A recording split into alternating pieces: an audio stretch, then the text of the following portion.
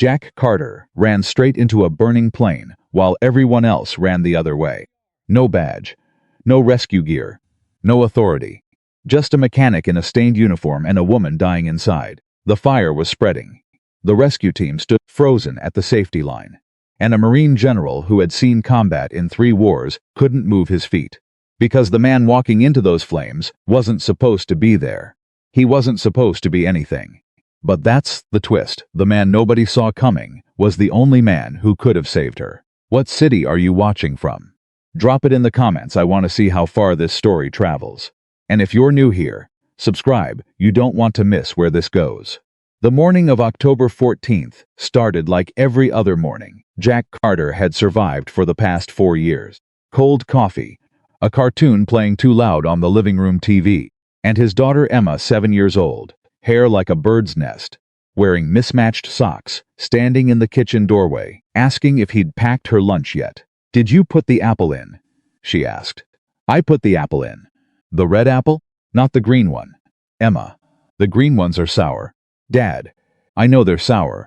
You always put the green ones in." Jack looked at her. She had her arms crossed.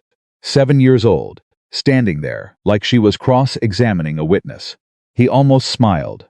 "Almost." "Red apple," he said. "I promise." She studied him for a long moment, the way kids do when they're deciding whether to trust you, and then she gave a single, satisfied nod. Okay, that was the whole world, right there in that kitchen. That was everything Jack Carter had left, and everything he'd chosen to protect. He kissed her on the top of her chaotic hair, grabbed his jacket off the hook by the door, and drove out into the gray Virginia morning. Meridian Executive Airfield sat 20 minutes south of the city, a private facility built for people who didn't fly commercial, people who had assistants, who carried their bags, and drivers who waited at the curb and never once looked at the man who maintained the aircraft they flew in. Jack had worked there for 3 years. 3 years of pre-dawn shifts, grease under his fingernails, and a badge that said maintenance technician. Level 3. Not level 1, which sounded impressive. Not level 5, which actually was impressive. Level 3, which meant he showed up, did the work, kept his head down, and went home. The other guys on the crew liked him fine. He was quiet, reliable. He didn't complain, didn't take their overtime, didn't cause drama. Supervisors left him alone because he never gave them a reason not to. Nobody knew who he really was. Nobody asked. That was the arrangement Jack had made with himself the day he left the Marine Corps, with a discharge letter and a reputation that had been systematically dismantled by men who'd never spent a day near an aircraft engine in their lives. He had decided no more. No more fighting. No more proving. No more standing in rooms where people looked through him while he tried to explain what he knew. He had Emma. He had the work. That was enough.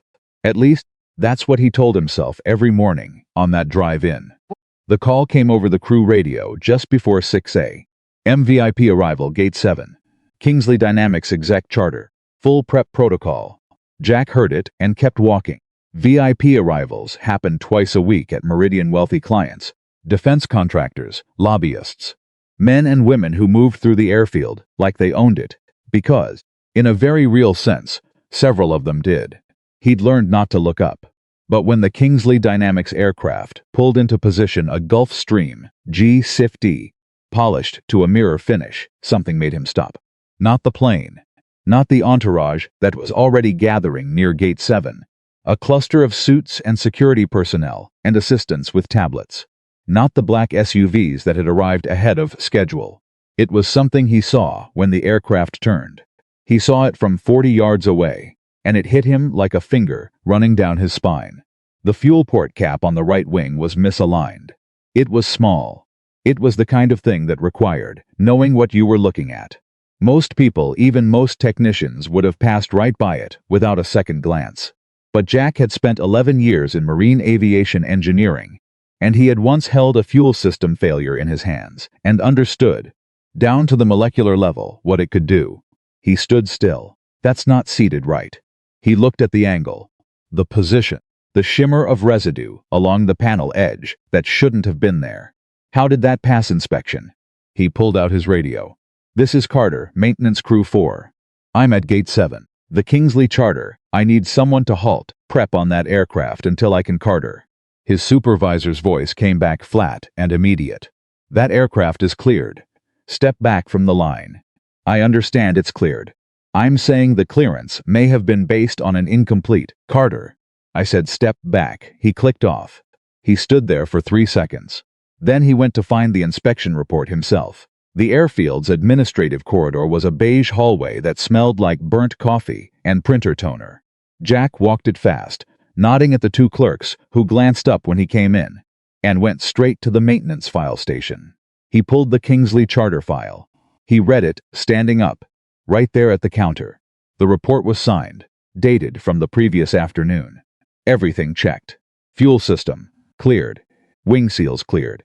Emergency system, cleared. Jack stared at the report. Then he pulled out his phone and looked at the photo he'd taken from the tarmac. The photo, the report. The photo, the report. They didn't match. Not in the obvious way, not in a way that screamed fraud or sabotage. In a quiet, technical way that took 11 years of experience to even see. The fuel cap position documented in the pre-flight notes described a correct seat and seal. What Jack's photograph showed was a cap that had been disturbed probably during refueling, probably by a ground crew who didn't realize they'd done it and not properly re-verified before the aircraft was cleared. It was the kind of mistake that happened once in 1,000 flights. And it was the kind of mistake that, in exactly the right conditions, could start a fire.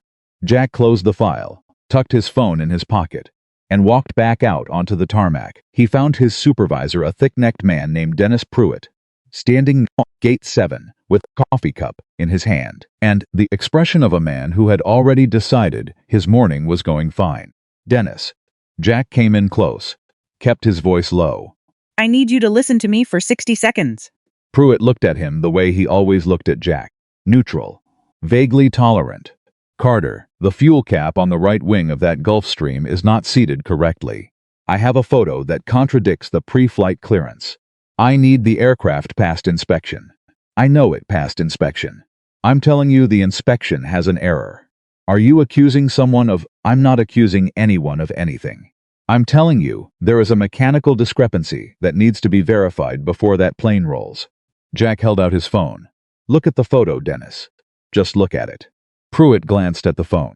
He looked at it for maybe 2 seconds. Then he looked back at Jack. The aircraft is cleared, he said again.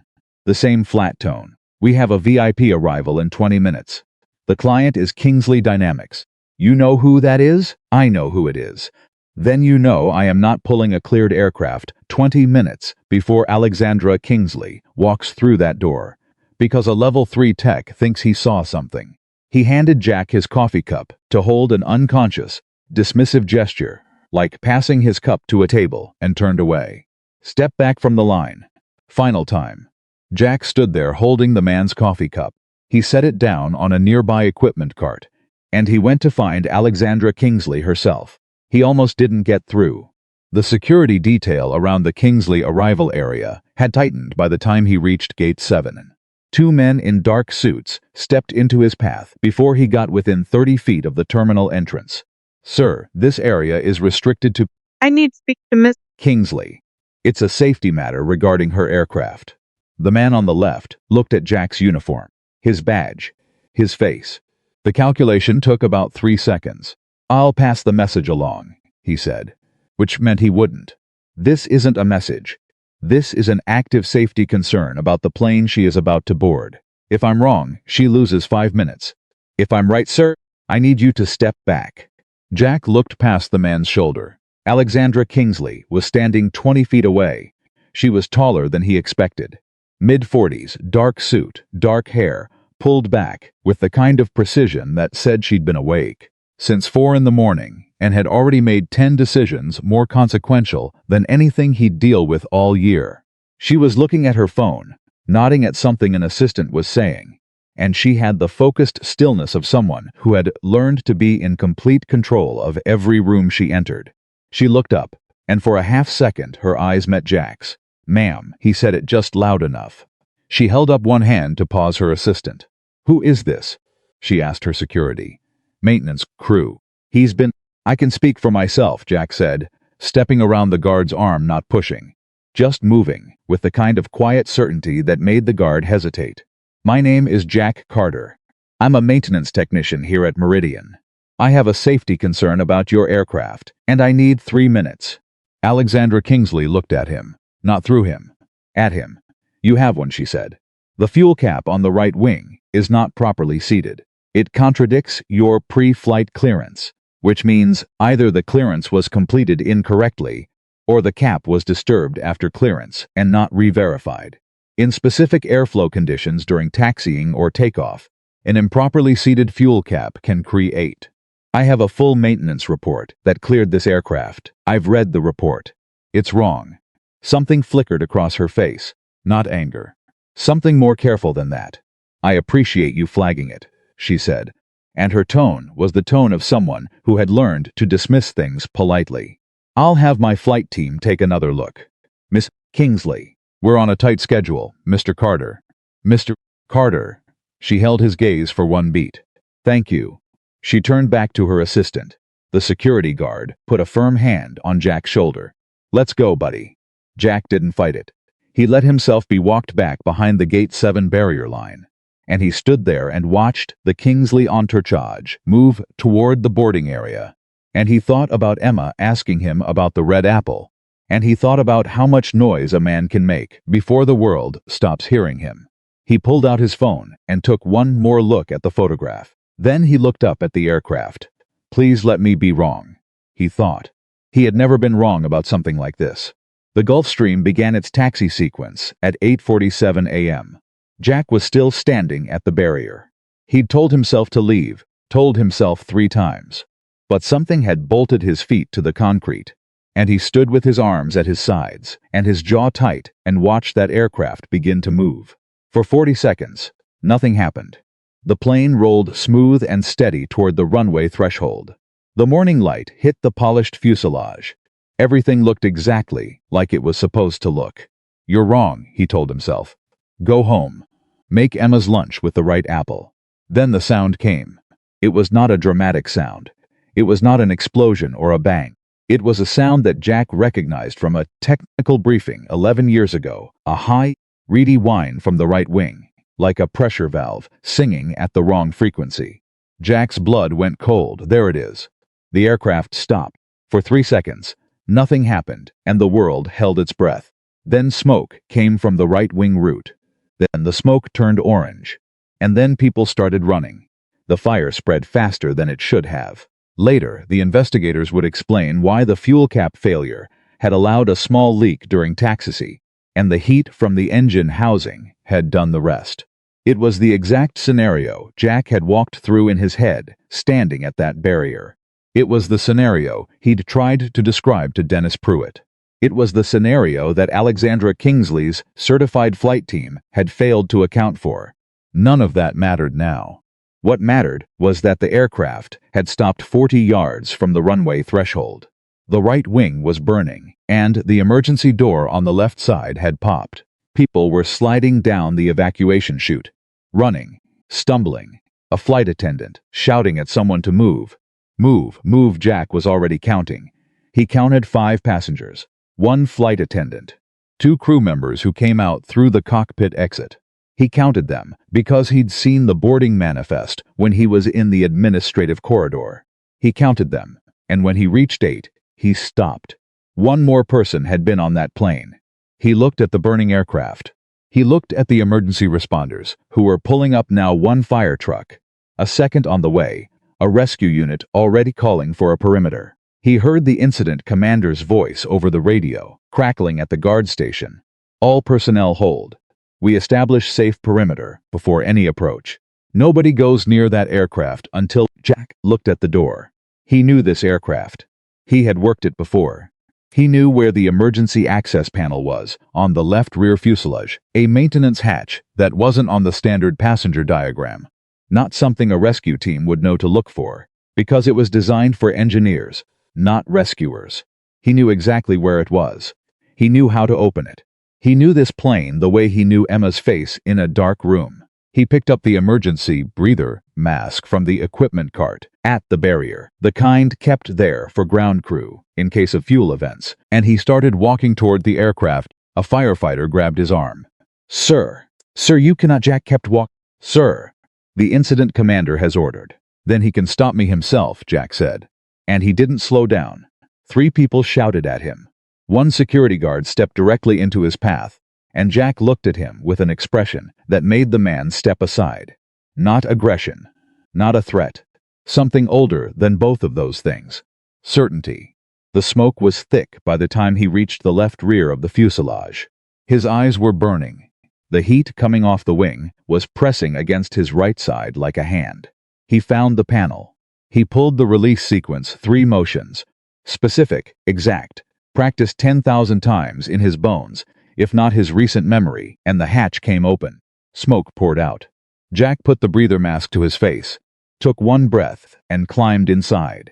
The interior of a burning aircraft is nothing like the movies. It is dark and disorienting, and the smoke doesn't billow, it hangs. A dense ceiling that drops lower every 30 seconds. The sounds are wrong. Metal contracting. The pop and spit of electrical systems failing. The distant roar of fire that seems to come from everywhere and nowhere. Jack moved fast and low, the way muscle memory demanded. He went through the galley, through the partition, into the main cabin. He was calling her name. Kingsley. Alexandra Kingsley, call out if you can hear me. Nothing. He moved forward. His knee hit something, a bag, a carry-on that had slid into the aisle. He went around it. Kingsley. Call out. Then he heard it. A cough. Weak. From the forward cabin, behind the half-closed partition door. He pushed through. She was on the floor between the seats, and she had clearly tried to get out and hadn't made it. Her jacket was off, wrapped around her face as a filter, and she was down on one hand and her knees, coughing into the fabric. She looked up when he came through the door. Even in that moment, smoke-streaked, eyes red, barely able to breathe, she looked at him with recognition. You, she said. It came out in a rasp. Yeah, Jack said. Me. He got his arm under her shoulder and pulled her up. Can you walk? She coughed hard. I think my ankle. Lean on me. Don't stop moving. She leaned on him. He got her moving back through the main cabin, back through the galley, keeping her low. I'm sorry, she said somewhere in the middle of that, barely audible. Jack didn't answer. There was no room for that conversation yet.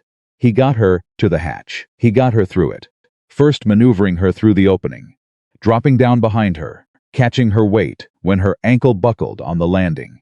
They hit the tarmac. A firefighter reached them within 5 seconds.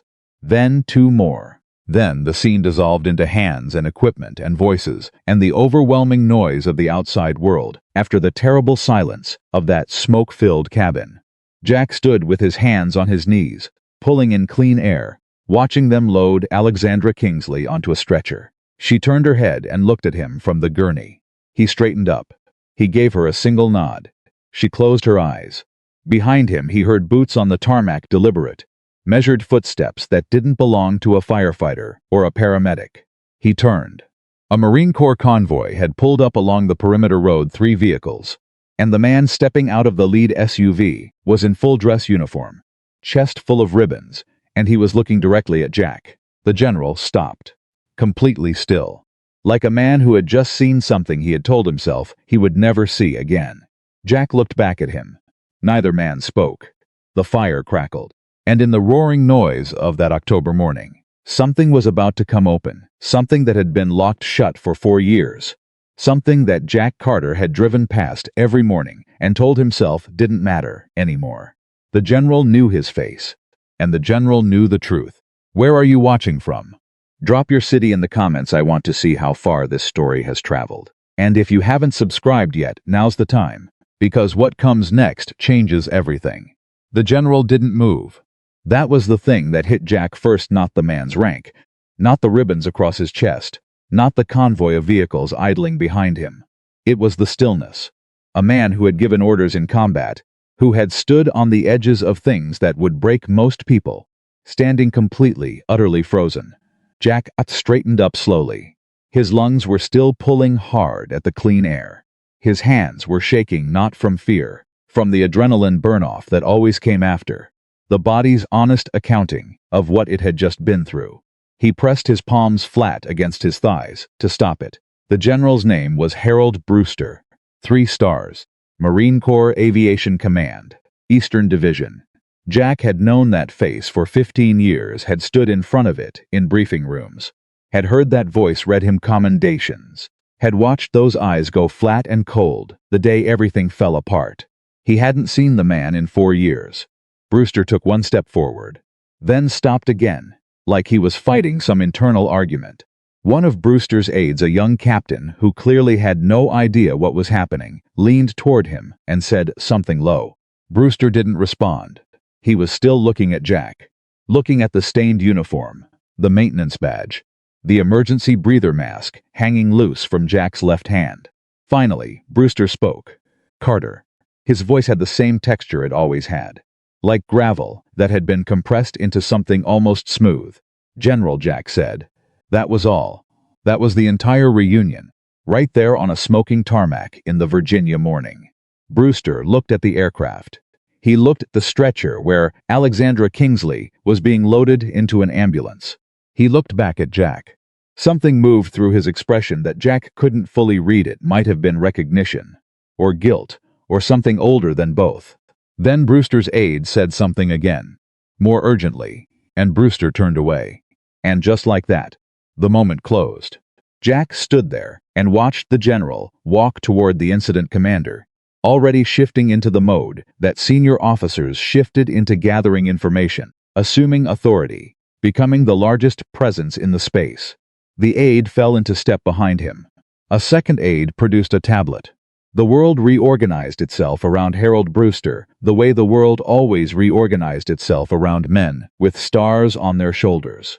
Jack picked up his breather mask from where it had dropped. He started walking back toward the maintenance yard. Dennis Pruitt intercepted him at the barrier line.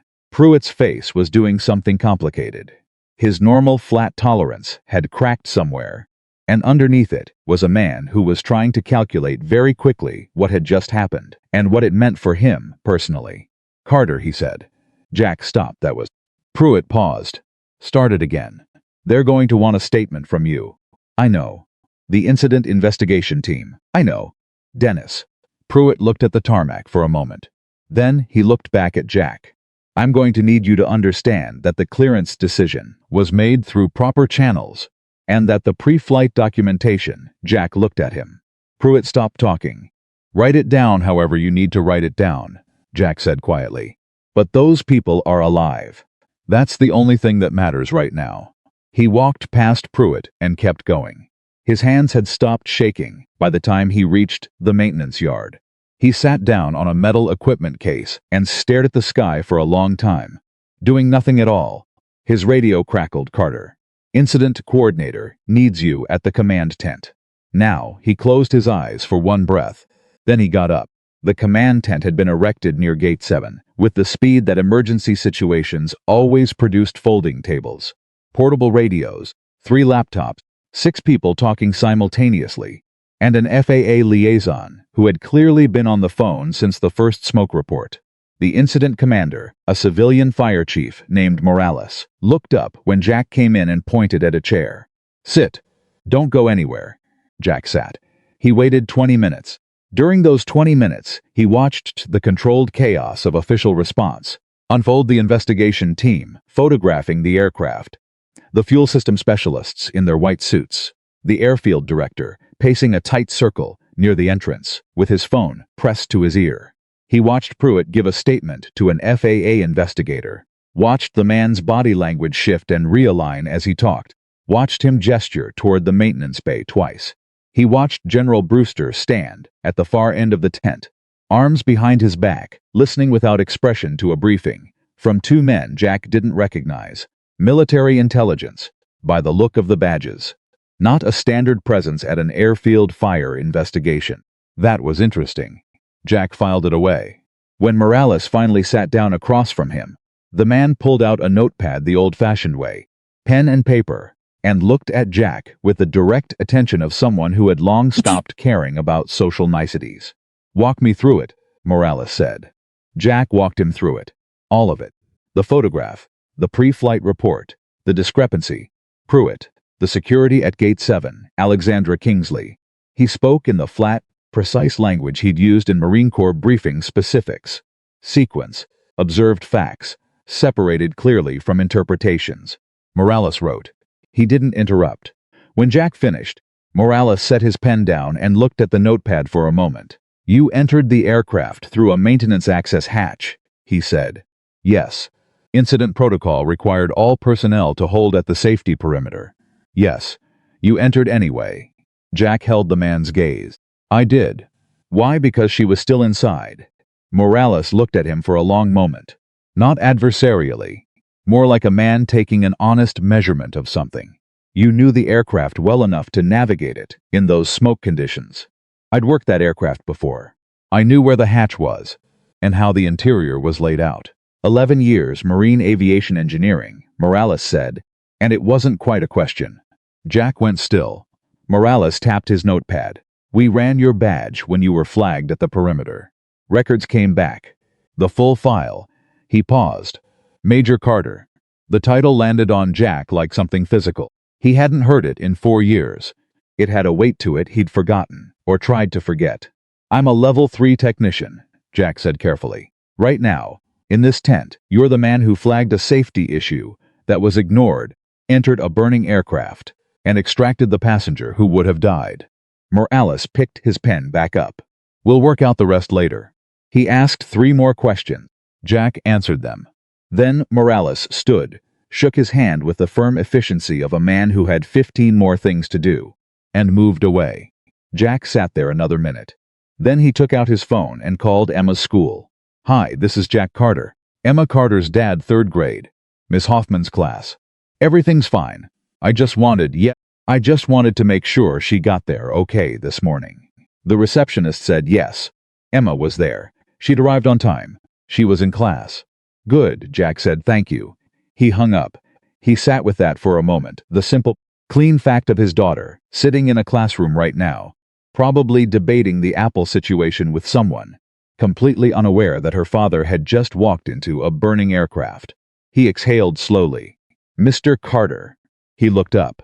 Alexandra Kingsley's personal assistant, a young woman named Reeves, who Jack had seen during the boarding prep, sharp eyes, gray blazer, was standing at the entrance to the command tent.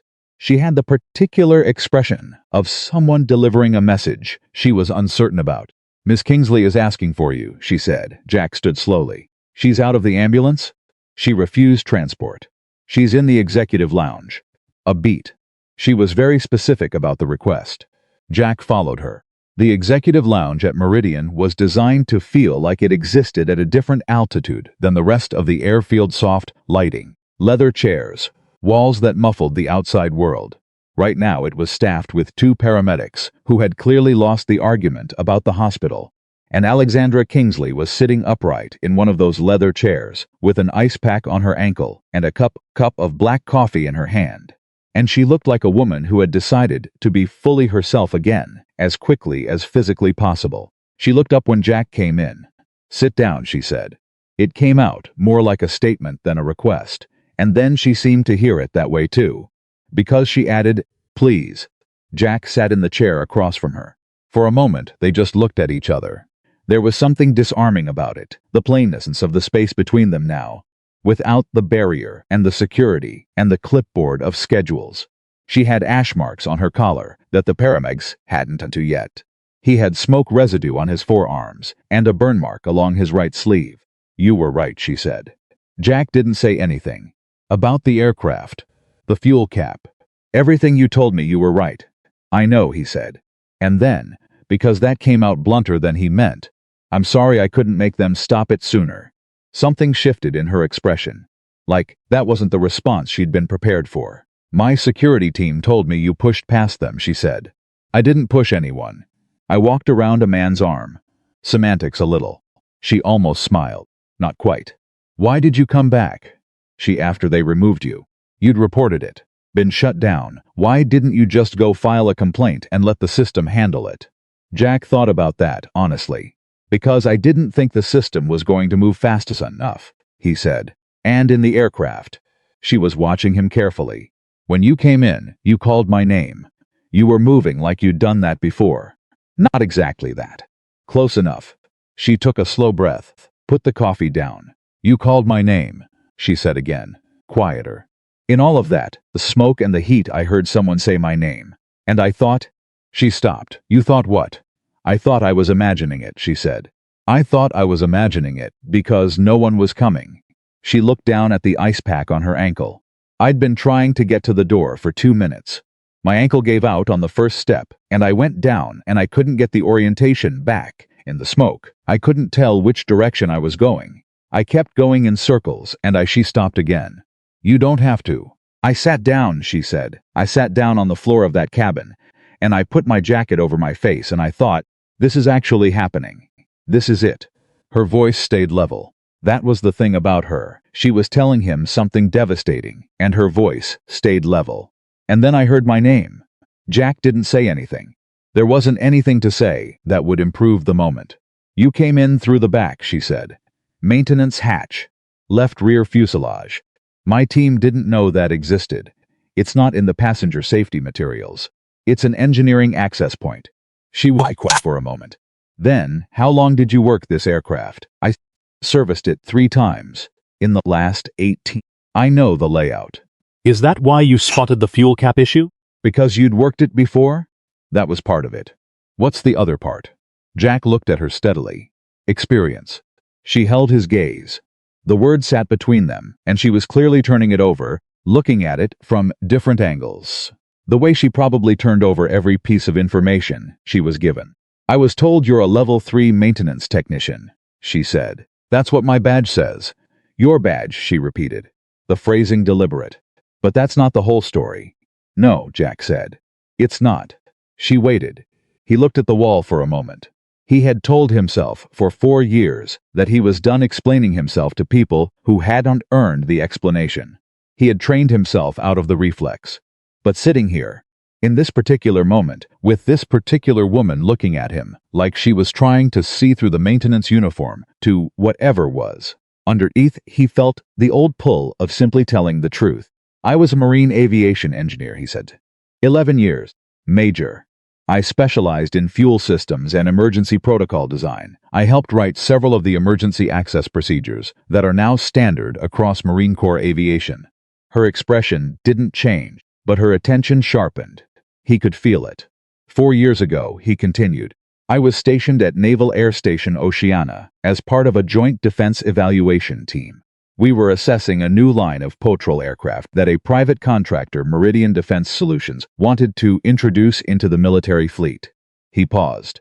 I flagged a critical structural concern in the fuel intake design. I documented it 3 times. I escalated it twice. The contractor disputed my findings. The project timeline was expensive and politically connected, and my commanding officer made the decision to proceed with the evaluation flight.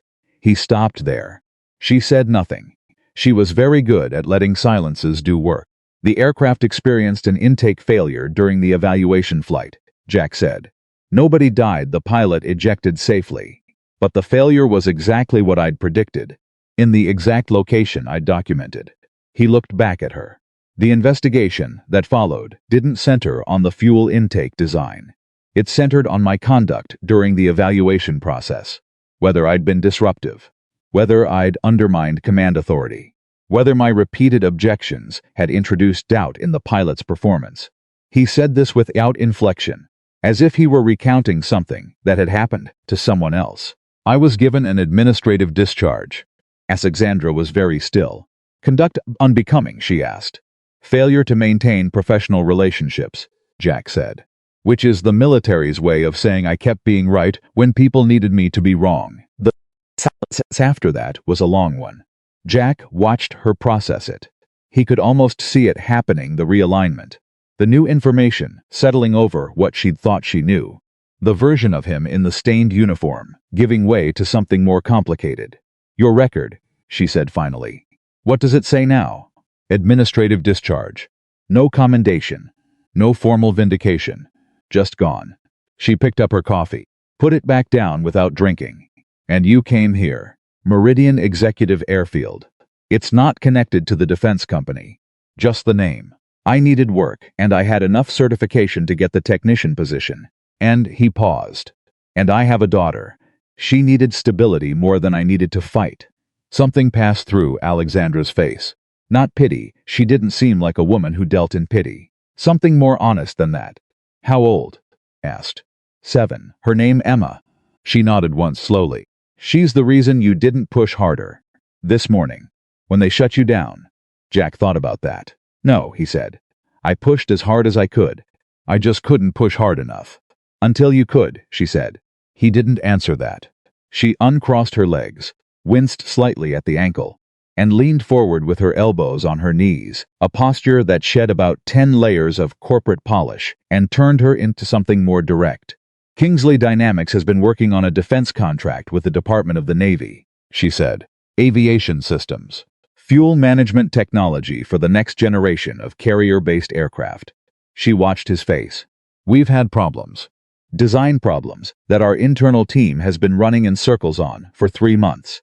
Problems that look, from the outside, like exactly the kind of thing you just walked me through. Jack went very still. I'm not offering you a job, she said, before he could speak. Not right now. What I'm doing is telling you that tomorrow morning, when the investigation team goes through this aircraft and confirms what you already know, your name is going to be in that report. And when it is, she held his gaze. I don't think a level 3 technician badge is going to cover what you are. Jack looked at her for a long moment. I'm going to go check on my maintenance log, he said. Mr. Carter, he stood. What you did today? She said it without the finish, like she was looking for a sentence that was large enough and not finding one. You would have done the same, Jack said. She looked surprised. How do you know that? Because you didn't die in that cabin sitting down, he said. You were still moving. He walked out. The October air hit him when he stepped outside, and he stopped for a moment and let it. The fire on the aircraft had been brought fully under control, and he could see the foam residue on the wing from here, the investigation team moving in with their equipment. Dennis Pruitt was standing near the maintenance bay entrance and turned away when he saw Jack coming. Jack went to his locker, changed out of the burned uniform, stood at the small mirror above the sink, and looked at his own face for a moment. He looked tired. He always looked tired. But there was something else there today. Something that hadn't been there this morning, when he was packing Emma's lunch and arguing about apples. He wasn't sure he had a name for it yet. He was pulling on his jacket when his radio crackled. Carter. Not Pruitt's voice. Morales. General Brewster is requesting you at the command tent. Jack closed his locker. He stood there for 3 seconds with his hand still on the metal door. 4 years. 4 years of silence and distance, and early morning shifts, and Emma's lunches, and not thinking about Harold Brewster, or Naval Air Station Oceana, or the sound an aircraft makes when a fuel intake fails at altitude. Copy, he said into the radio. He walked back out. Brewster was alone when Jack reached the tent, or as alone as a 3-star general ever got, with an aide posted outside the entrance. The tablet computers and the FAA liaisons had moved their operations aside. It was just Brewster, standing at the folding table, with his hands clasped behind his back, looking at a printed photograph of the fuel cap discrepancy that Jack had submitted as part of his incident statement. Jack stopped inside the entrance. Brewster didn't look up immediately. He looked at the photograph a moment longer. Then he set it down and turned. You look older, Brewster said. It's been 4 years, General. 4 years, 2 months. He said it precisely, the way military men said time. I know exactly how long it's been. Major. I'm not a major anymore. I know what you are. Brewster moved to the nearest chair, not sitting, just resting a hand on the back of it. I know what you've been doing. I know about the technician position, the daughter, the whole arrangement. He said the last word like it tasted wrong. Did you think I wouldn't know where you were? I thought it didn't matter where I was, Jack said. To you. Brewster's jaw tightened. That's not, he stopped. Started again. The investigation into the Oceana evaluation. The full investigation. The internal one. Not the official record. Jack said nothing. It concluded 14 months after your discharge, Brewster said. The fuel intake design was formally rejected by the Navy Acquisition Board. Meridian Defense Solutions lost the contract. 3 senior officers received formal reprimands for the conduct of the evaluation process. He looked at Jack directly. Yours was not among the records reviewed. You should have been. You should have been included in that review, and you were not. And that his voice tightened. That was an error. The word sat in the space between them. An error, Jack said. Yes. A man's career is gone, and his daughter's growing up in a house he pays for by checking tire pressure on private jets, and the word you've got is error. Brewster didn't flinch. I know what words aren't big enough, Carter. I've always known that. He looked down at the table for a moment. I was told the review was complete. I believed it because I had 12 other active situations demanding my attention, and I trusted the process when I should have verified it myself. He looked back up. That is on me. Directly. It was the most honest thing Jack had ever heard Harold Brewster say. He wasn't sure what to do with it. What do you want? General? Your record corrected, Brewster said. Your reinstatement reviewed.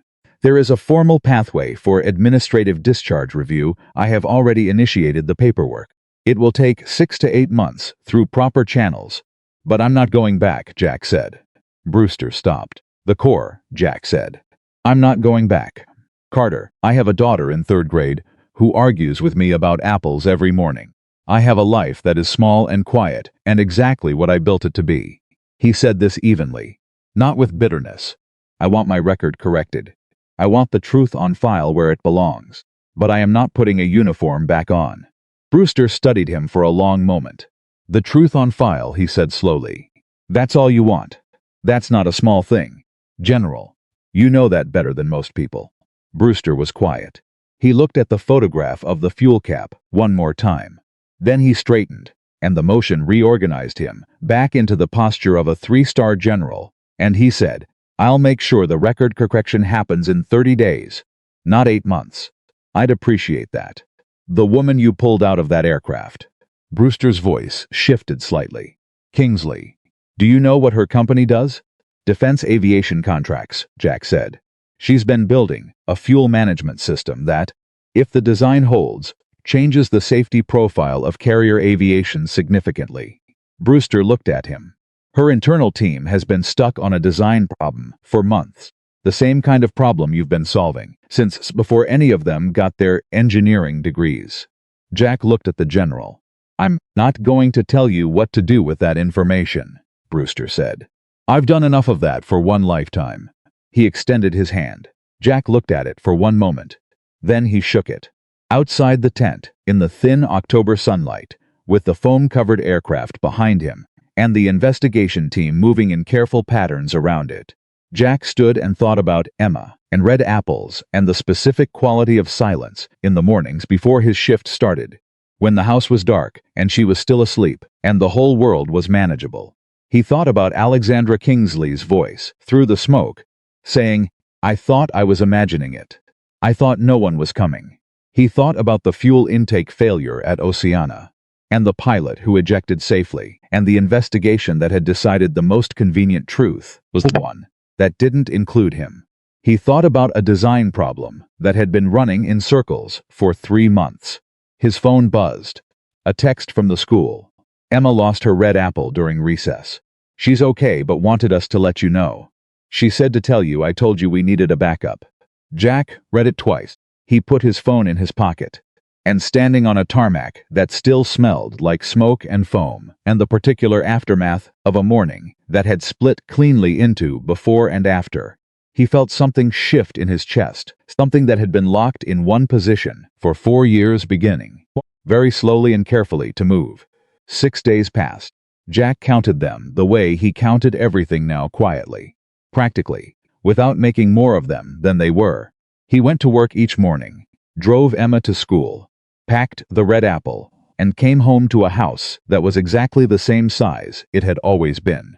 But something in the air of it had changed. Something he couldn't put a name to yet, like a frequency that had shifted just slightly outside the range of normal hearing. You couldn't hear it, but you felt it in your back teeth. The airfield was different too. Not loudly different. Subtly. The way a room is different after someone has moved the furniture back to exactly where it was, everything in its place, but the memory of it being another way, sitting just underneath. People looked at him now. Not rudely. Not with the calculated blindness of before. They looked at him, the way people look at someone they've been forced to reconsider. Ground crew who used to walk past him without a nod. Supervisors who used to talk through him to the person standing behind him. They looked. Some of them said good morning, with slightly too much emphasis. Like the words were carrying extra weight they hadn't been trained to carry. Dennis Pruitt did not say good morning. Dennis Pruitt had taken 3 days of personal leave, starting the morning after the fire. And when he came back, he moved through the airfield on a different circuit than Jack, 2 ships avoiding each other in a harbor that was suddenly too small. Jack didn't mind.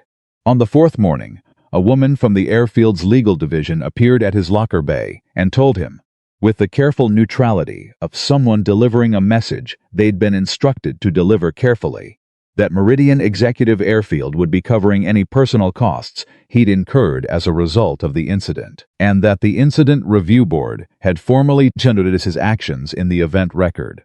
She slid a folder across the equipment shelf. "What does formally noted mean?" Jack asked. "It means it's on record," she said.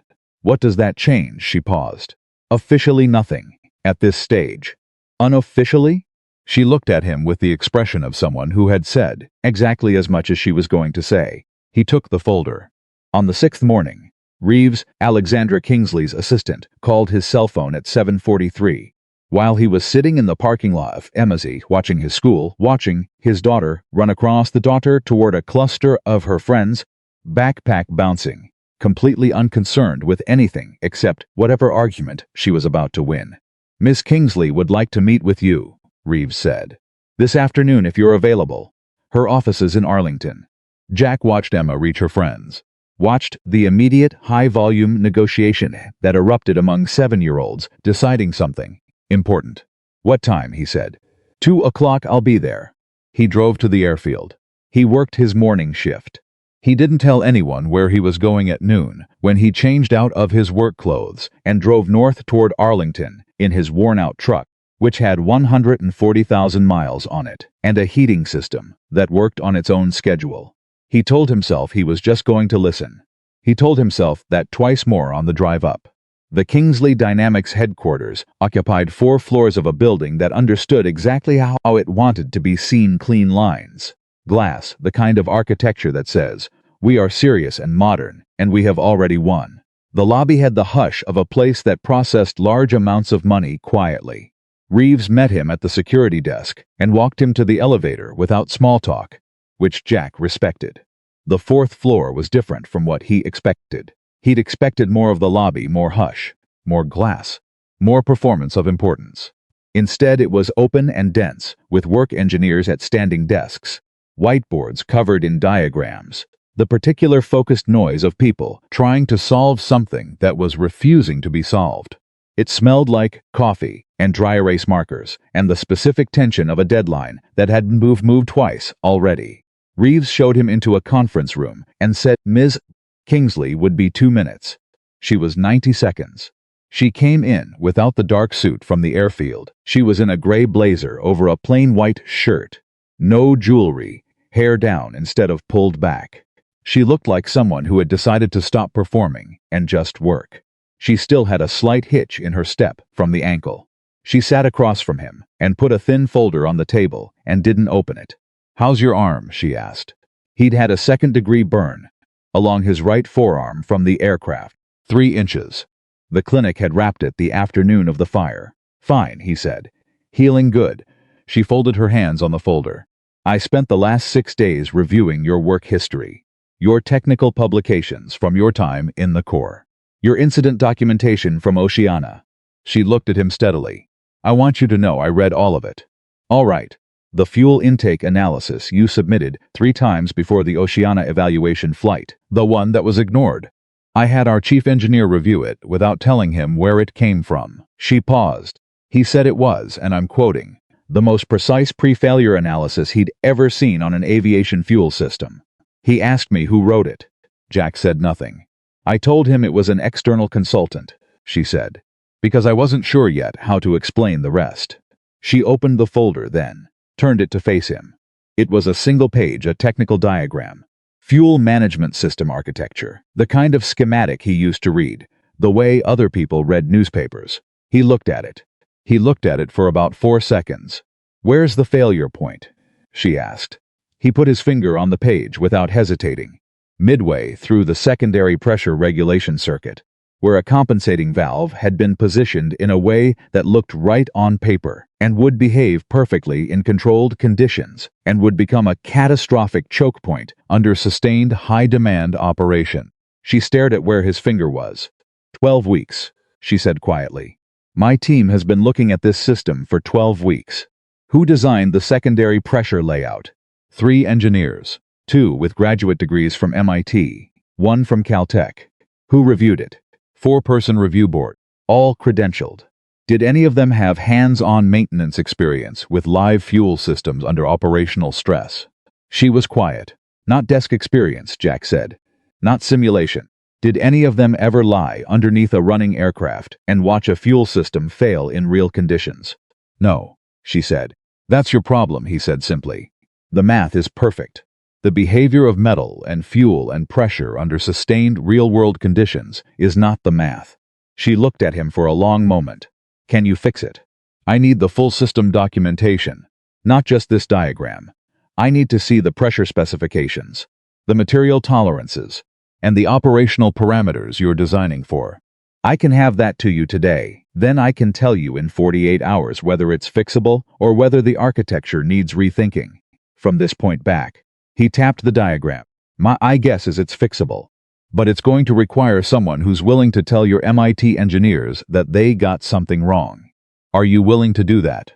I've been willing to do that my whole career, Jack said. It's never made me popular. She almost smiled. I'm not hiring you to be popular. You haven't offered me anything yet. No, she said so. I haven't. She closed the folder.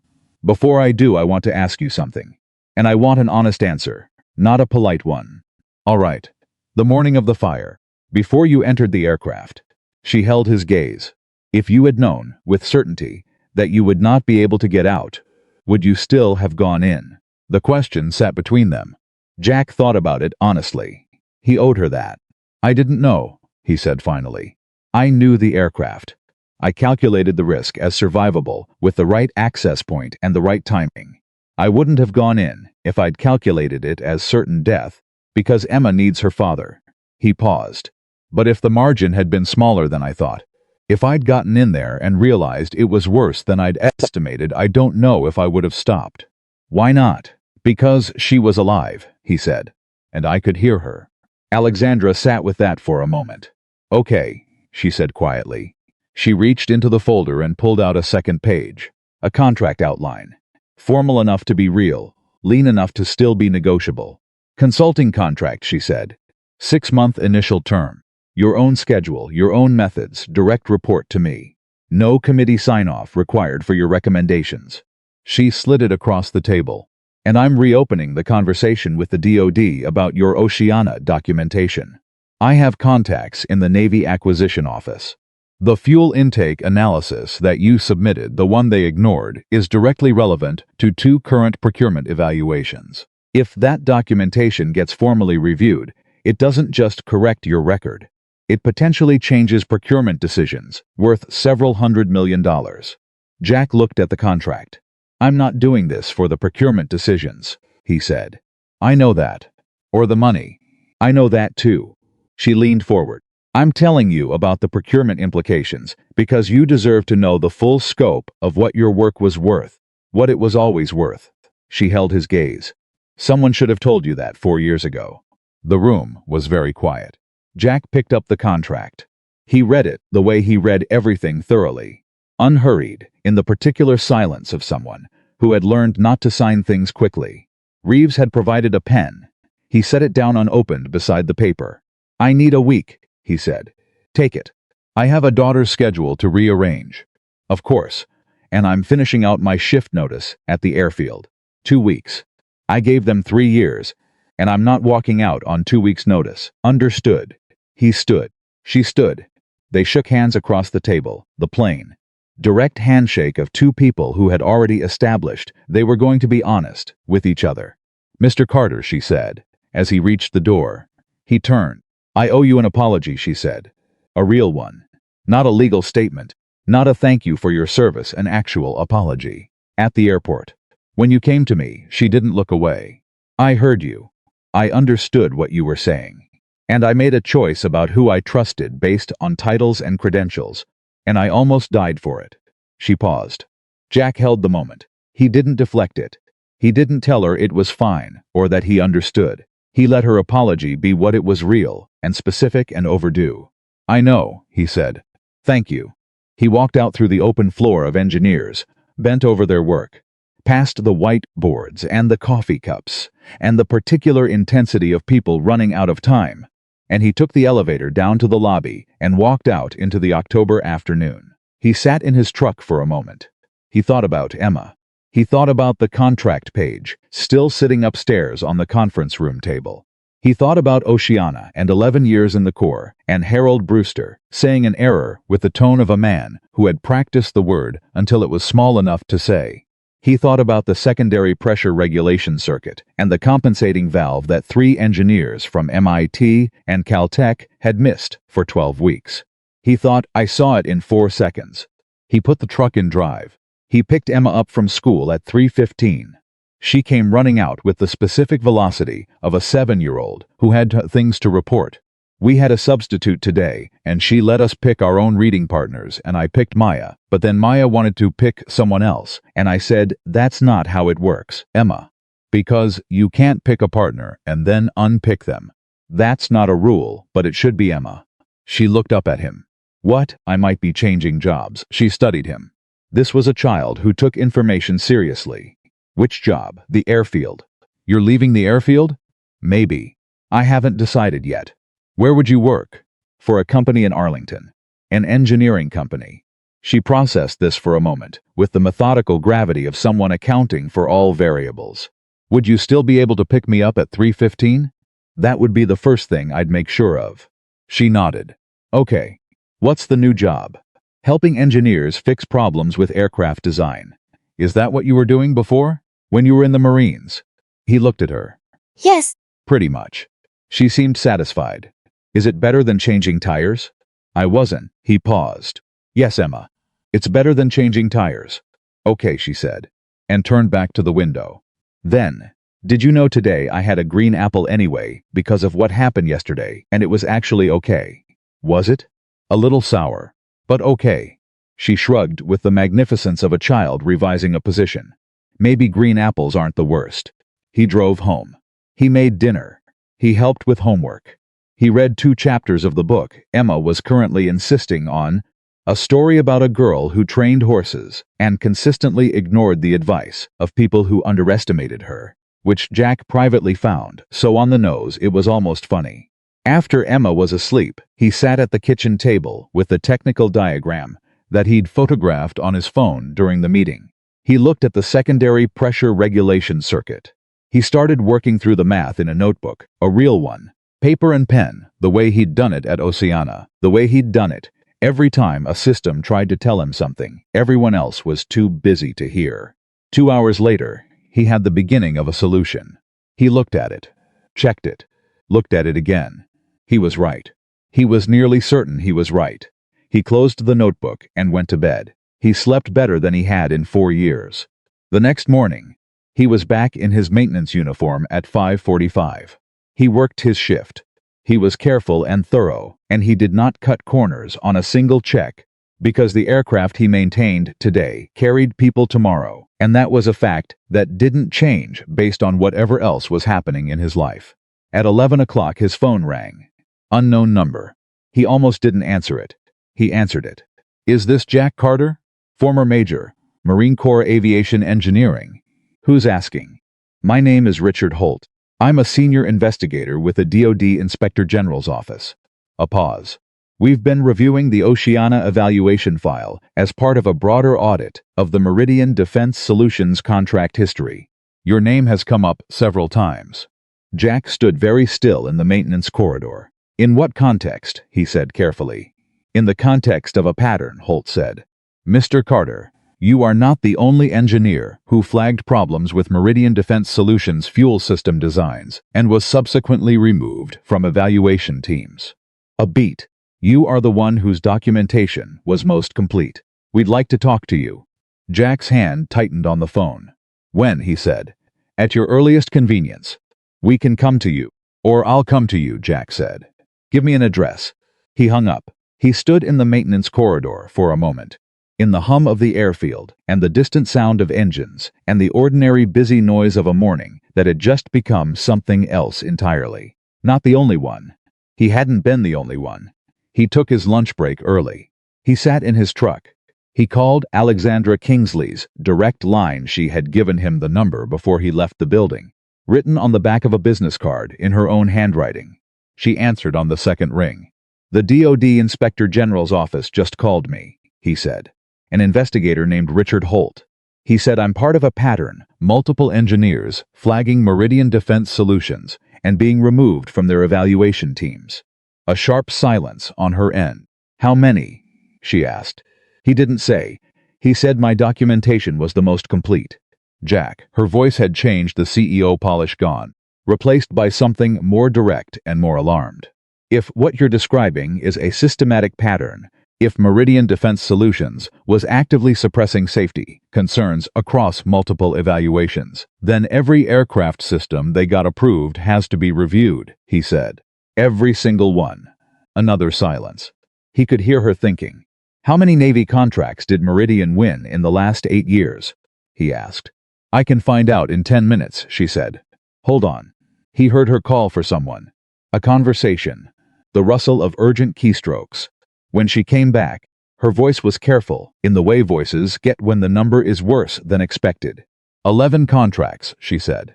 7 delivered systems currently in active Navy use. Jack closed his eyes. 7 systems. On aircraft. Carrying people. I'm going to the IG's office today, he said. I'll have our legal team available if you need support. I don't need a lawyer. I need to bring my Oceana documentation. You have it? I have everything, he said. I kept everything. Every report. Every timestamp. Every email I sent, and the automated receipt confirmations that prove they were opened. He had kept them the way a man keeps evidence when he knows someday someone is going to need to see it. I've had it on a hard drive for 4 years. She was quiet for a moment. Of course you did, she said. He drove home on his lunch break. He opened the storage box at the top of his closet behind the winter jackets. Behind the box of Emma's baby photos, and he pulled out the hard drive. It was smaller than it should have been, for everything it contained. He sat on the edge of his bed and held it in both hands. 4 years. He'd carried this for 4 years and never known if it would ever matter. Never known if he'd ever be in a room where it would change anything. He had kept it because throwing it away would have meant believing the version of the story where he was wrong, and he had never been able to make himself believe that. He put it in his jacket pocket. He drove to the DoD IG's office in D.C. Richard Holt was a compact man in his 50s, with reading glasses, and the patient expression of someone who had spent a career sifting truth from the silt of official narratives. He shook Jack's hand and showed him into a conference room and offered him coffee. Jack said yes. Holt poured 2 cups himself, which Jack took as a good sign. How many other engineers, Jack asked, before Holt could start. Holt sat. 6 confirmed. Possibly more. We've been building the case for 14 months. 6 engineers flagged Meridian Defense Solutions safety concerns and were removed. 3 were removed. 2 received administrative reprimands that effectively ended their ability to participate in future evaluations. 1 resigned before formal action. Holt looked at him steadily. You received the most severe outcome. Because I had the most complete documentation. Because you were the most persistent, Holt said. The internal communications we've recovered suggest that the Meridian contractors identified you specifically as a threat to the contract timeline and applied pressure to your commanding officer directly. Jack set down his coffee cup. He had suspected something like this. He had suspected it, the way you suspect things when the official story has seams in it that don't quite line up. But suspecting and knowing were different. Suspecting, you could set aside. Knowing sat down in the room with you and didn't leave. My commanding officer was pressured directly. he said. Do you have documentation of that? We have emails, Holt said. And we have a statement from a Meridian executive who has agreed to cooperate with the investigation in exchange for reduced personal liability. Who was it? Holt looked at him over his reading glasses. The name will be in the formal record when it's unsealed. I can't share it today. Jack accepted that. He pulled out the hard drive. He set it on the table between them. Holt looked at it. Looked at Jack. Everything I reported, Jack said. Every fuel system anomaly. Every analysis, every communication, time-stamped, with delivery confirmations. He paused. I also have the technical specifications for the secondary pressure regulation issue I identified, the one that was documented as insufficient basis for concern in the official record. Holt reached for the hard drive. Major Carter, he said, and the title was deliberate. Jack heard it. This is going to take some time to process properly. There will be hearings. Your formal testimony will be required. There may be media attention that we cannot fully control. He held the hard drive, but he was looking at Jack. Are you prepared for what this opens up? Jack thought about Emma, asking if he'd still be able to pick her up at 3:15. He thought about Alexandra Kingsley, sitting on the floor of a burning aircraft, jacket over her face, believing no one was coming. He thought about 6 other engineers, 3 of whom had been removed and 2 of whom had been quietly destroyed, and 1 of whom had resigned before the hammer fell. He thought about 7 active names designed by a company that had been systematically eliminating the people paid to find their mistakes. Yes, he said. He said it the same way he had said I'm coming when Alexandra asked if he could hear her through the smoke. Not loudly, not dramatically, just with the complete unmovable certainty of a man who knew what the right thing was and had run out of reasons not to do it. Holt nodded. We'll need you back here Friday, with formal counsel present. I'll be here. He drove back to the airfield in the thin afternoon light. He finished his shift. He picked up Emma at 3:15. He was 40 seconds late. She counted. She told him about the 40 seconds with the precision of a child who understood that lateness was a data point. He apologized. She accepted it. At dinner, she told him about a disagreement she'd had with a boy in her class named Tyler, who had claimed that aircraft were steered by the pilots moving their feet, which Emma had said was partially correct but incomplete, and Tyler had said she was wrong, and Emma had said she could prove it, and he wanted to know if she could. Well, Jack said. I told him rudders are foot-controlled and ailerons are hand-controlled, and both affect direction depending on the axis of movement, Emma said. And Tyler said I made up the word aileron. You didn't make it up. I know I didn't make it up. Where did you learn that word? She looked at him with the patience of someone dealing with an obvious question. From you, Dad. You talk about aircraft a lot. He looked at his daughter across the dinner table. She was 7 years old. She knew what an aileron was. She argued with boys who were wrong. She kept track of 40-second delays. She negotiated Apple policies. He thought, whatever I do next, this is why. That night, after Emma was asleep, Jack sat at the kitchen table again. He opened his notebook. He looked at the solution he'd started the night before for the Kingsley Dynamics pressure regulation problem. He picked up his pen. He worked for 2 hours straight. When he finished, he looked at what he'd written. It was right. He was certain now. He'd gone over it 3 times from 3 different angles, and it held. He looked at the clock. 11:47. He took a photo of the notebook page and sent it to Alexandra's number with a single line. Secondary pressure regulation, I have a solution. Call me in the morning. He closed the notebook. He was almost in bed when his phone buzzed. Not a call. A text. From Alexandra. It said, I'm looking at this right now. Is this what I think it is? He typed back yes. 3 seconds. Her reply. How long did this take you? He thought about being honest. He typed, 2 nights. Her response came immediately. And even in text, he could hear the thing underneath it, the complicated mixture of gratitude and something that might have been fury at the 12 weeks her team had spent, that this man had resolved in 2 evenings at a kitchen table in a small house in Virginia. She wrote, I'll call you at 7. He put down the phone. He lay in the dark and listened to the house, the particular quiet of it, the way it breathed when everything was still. Emma asleep down the hall. The old truck in the driveway. The hard drive somewhere in the system of a federal investigation now, doing the work it had always been meant to do. He thought about the airfield. He thought about his first morning there, 3 years ago, badge in hand, choosing invisibility, because it was the only option that kept Emma's world stable. Choosing to be the man nobody saw, because the man they had seen had been systematically dismantled, and there was only so much dismantling a person could take before they went somewhere quiet to rebuild. He thought about the fuel cap, a thing so small, a thing no one else was looking for, because no one else was looking at all. He thought, I was always going to find it. It was always going to be this morning. This aircraft, this woman. The world had a way of circling back. He didn't know what Friday would bring: the formal testimony, the unsealed records, the names. He didn't know how long the investigation would run, or what the media attention would look like, or how his name was going to land when it was attached to a story this size.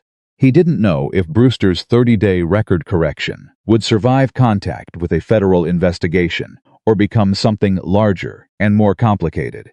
He knew Emma needed the red apple. He knew the secondary pressure circuit had a fixable problem, and he had fixed it. He knew that 6 other engineers had told the truth and paid for it, and their truth was sitting in a federal office on a hard drive that had been in his closet for 4 years. He knew that sometimes the man nobody sees is the man who was looking the whole time. He closed his eyes. Outside, the Virginia night was completely still. Somewhere 20 minutes south, the burned aircraft sat in a secured investigation bay with foam still dried on its wing and the maintenance hatch hanging open where Jack had come through it with 6 seconds to spare. And somewhere in that stillness, something was moving. Slow and large and inevitable, the way large true things move when they finally start. Jack Carter went to sleep. He did not dream about the aircraft. He dreamed about nothing, which is what exhausted and finally settled men dream about when they have done the right thing and know it. Alexandra called at 6:58, 2 minutes early.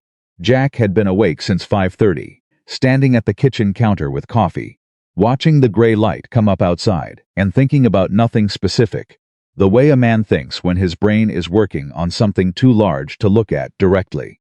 He picked up on the first ring. "Tell me about the compensating valve placement," she said. No good morning, no preamble. He respected that. "The valve is positioned to handle steady-state pressure," he said. "It works perfectly in controlled conditions. The problem is that your design parameters assume a consistent demand curve, but carrier-based operations don't produce a consistent demand curve. You get surge cycles, high demand, sudden drop, high demand again. The valve isn't designed to handle the transition speed between those cycles. And your solution: move the secondary regulation point 14 centimeters upstream and add a buffer chamber between the primary and secondary circuits. The buffer absorbs the surge transition and gives the compensating valve time to respond at its designed rate instead of being pushed past its tolerance." Silence on her end. He could hear her breathing, which meant she was at her desk, not in a meeting. That, she said. "That's it. 14 centimeters and a buffer chamber." "Yes. My team has been looking at this for 12 weeks. I know. And you solved it at your kitchen table. The kitchen table is quieter than an engineering department," he said. "Nobody interrupts you to schedule a meeting about scheduling a meeting." A short, sharp sound came from her end of the phone. It might have been a laugh. She covered it quickly. "I'm bringing your solution to the team this morning," she said. "With your name on it. That's your call. It's absolutely my call. And there's something else." Her voice shifted. Not harder exactly, more loaded. "I made some calls yesterday after you texted me. DoD acquisition. My Navy cause. A Jack. The 2 procurement evaluations Richard Holt mentioned, the ones where your Oceana analysis is relevant. Both of those evaluations involve systems that Meridian Defense Solutions is currently under contract to supply." He set down his coffee cup. "Currently under contract," he repeated. As in the contracts haven't been fulfilled yet. The systems are in production. They haven't been delivered." She let that land for a moment. If your documentation triggers a formal review before those systems are delivered, the contracts can be suspended. The Navy can require independent safety validation before acceptance. "How much time do we have?" first delivery is scheduled for 6 sieges from now. Jack thought about that. 60 days. Against a 14-month investigation that had been building carefully, methodically, the way federal investigations always built solid, slow, and deliberate. I need to call Holt, he said. I already called him, she said. He's expecting you to come in today instead of Friday. This morning, if possible. Jack looked at the clock. 6:59. Emma wouldn't be up for another 40 minutes. I can be there by 9:30, he said. I'll have Reeves prepare documentation on the 2 contracts. It'll be at Holt's office before you arrive. He paused. You work fast. I work at the speed the situation requires, she said. And then, quieter, Jack.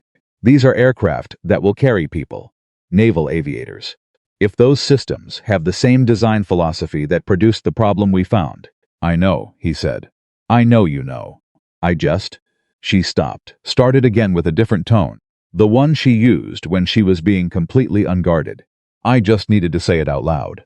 Because 12 weeks ago, I would have looked at a Meridian Defense Solutions contract and seen a competitor and moved on. And now I'm looking at it and seeing people. That's the right thing to see, he said. Yeah, a breath, see you other side of this. She hung up. Jack stood in his kitchen for a moment. He picked up his coffee. He drank it. He went and woke Emma up for school and made her lunch red apple. And a note that said aileron on it, which she would find funny and which Tyler would not be able to argue with, and drove her to school and watched her run across the yard, and then he went to the DOD IG's office in D.C. Richard Holt was waiting for him with a legal pad, 2 other investigators he introduced as Samuels and Price, and a document from Alexandra Kingsley's office that was flagged at 3 different sections. 60 days, Jack said when he sat down. I know, Holt said. Can the investigation move at 60-day speed? Holt took off his reading glasses. He set them on the table. That depends on what's on the hard drive you gave me. Everything on that drive is time-stamped and sourced. Every analysis, every communication, every delivery confirmation. You have my complete documentation from every stage of the Oceana evaluation. Jack looked at him steadily. What do you need from me beyond that? Testimony. A formal affidavit. And Holt glanced at Samuels, who slid a folder across the table. We need you to review these. Jack opened the folder. Inside were 6 technical assessments, 6 different engineers, 6 different projects, all involving Meridian Defense Solutions aviation fuel systems, all flagging concerns that had been officially dismissed. Jack went through them one by one. The room was very quiet. He took 20 minutes. Nobody rushed him. When he closed the last one, he looked up. 3 of these are describing the same fundamental problem I identified at Oceana, he said. Different aircraft, different system configurations, same route design philosophy. The secondary pressure management approach Meridian uses is architecturally flawed. It's not a one-time error. It's a systematic approach that creates risk under specific operational conditions. He put his hand on the folder. And the specific operational conditions it fails under are the ones that occur in carrier-based flight operations. Navy operations, Samuel said. Exactly, Jack said. The room was quiet again, but differently. The quality of attention in it had sharpened. Major Carter, Holt said, and he was using the title, consistently now, deliberately. We have been building this case for 14 months. What you've just articulated in 20 minutes, the systematic nature of the design flaw across multiple contracts, is the connective tissue we have been trying to establish. He looked at Jack eyed directly. Would you be willing to serve as a technical expert witness in the formal proceedings? Jack thought about Emma. He thought about 3:15. Yes, he said, with the understanding that I have a 7-year-old I need to be home for. We'll work around your schedule, Holt said. Nobody has ever said that to me in a federal building before, Jack said. Holt almost smiled. There's a first time for everything. Jack gave his formal affidavit that morning. It took 2 hours. Samuels typed while Price asked questions, and Holt listened and occasionally interjected with the precision of a man who understood that the difference between a good case and an airtight one, often a single word chosen correctly. When it was done, Holt walked him out. In the corridor, Holt stopped him. Off the record, he said. Jack waited. I've been doing this for 22 years, Holt said. I've seen people with documentation like yours before. Not often, but I've seen them. The ones who kept everything. The timestamps, the receipts, the emails. He looked at Jack with something more personal than professional courtesy. Most of them held onto it out of anger. Some of them held it out of legal instinct. Some of them held it because they couldn't let go. He paused. Why did you keep it? Jack thought about the storage box at the top of his closet. Behind the winter jackets, behind Emma's baby photos. Because I knew it was true, he said simply. And I thought that should mean something eventually. Holt nodded once. Like that was exactly what he expected. It will, he said. Jack drove back to Virginia. He had 3 hours before Emma's school let out. He used them to drive to the airfield, not to work, just to hand in his 2-week notice, formally, which he had written out that morning on a piece of paper that took him longer to write than it should have, because 3 years was 3 years, and leaving a place cleanly mattered, even when the place had never seen you properly. The airfield director, a man named Garrison, who Jack had spoken to, maybe 11 times in 3 years, received the letter with the careful blankness of someone who had been briefed about the situation was choosing to be professionally neutral about all of it. We'll process this through the standard. Garrison started. Garrison, Jack said. The man stopped. I want you to review the pre-flight clearance protocols for executive charter aircraft, specifically the fuel system verification step. Right now, it's a single-point check. It should be a 2-point check with independent verification. He said it not as a request, just as a fact that needed to exist in the room. Do that, and what happened 10 days ago is a lot less likely to happen again. Garrison looked at him. I'll review it, he said quietly. Good. Jack shook his hand and left. He picked up Emma at 3:15 exactly. He was deliberate about the timing. She came running out and reported that Tyler had looked up aileron and now admitted it was a real word, but claimed Jack must have told her because no one her age would know it. And Emma had said that was the point, actually. Good response, Jack said. I know, she said. That evening he got a call he wasn't expecting. Not from Holt. Not from Alexandra. From a number he didn't recognize. With a 757 area code, Virginia Beach, home of Naval Air Station Oceana. He almost didn't pick up. He picked up Mr. Carter. A woman's voice. Careful. My name is Commander Ellen Marsh. I'm a naval aviator currently assigned to carrier operations. Atlantic Fleet. A pause. I've been told through channels I won't go into right now that you have submitted documentation to the DoD IG's office regarding the Meridian Defense Solutions fuel management systems. Who told you that? Someone at the IG's office, who thought I had a right to know, she said. Because I am currently flying one of those systems. Jack sat down. One of the 7 active systems, he said. Yes.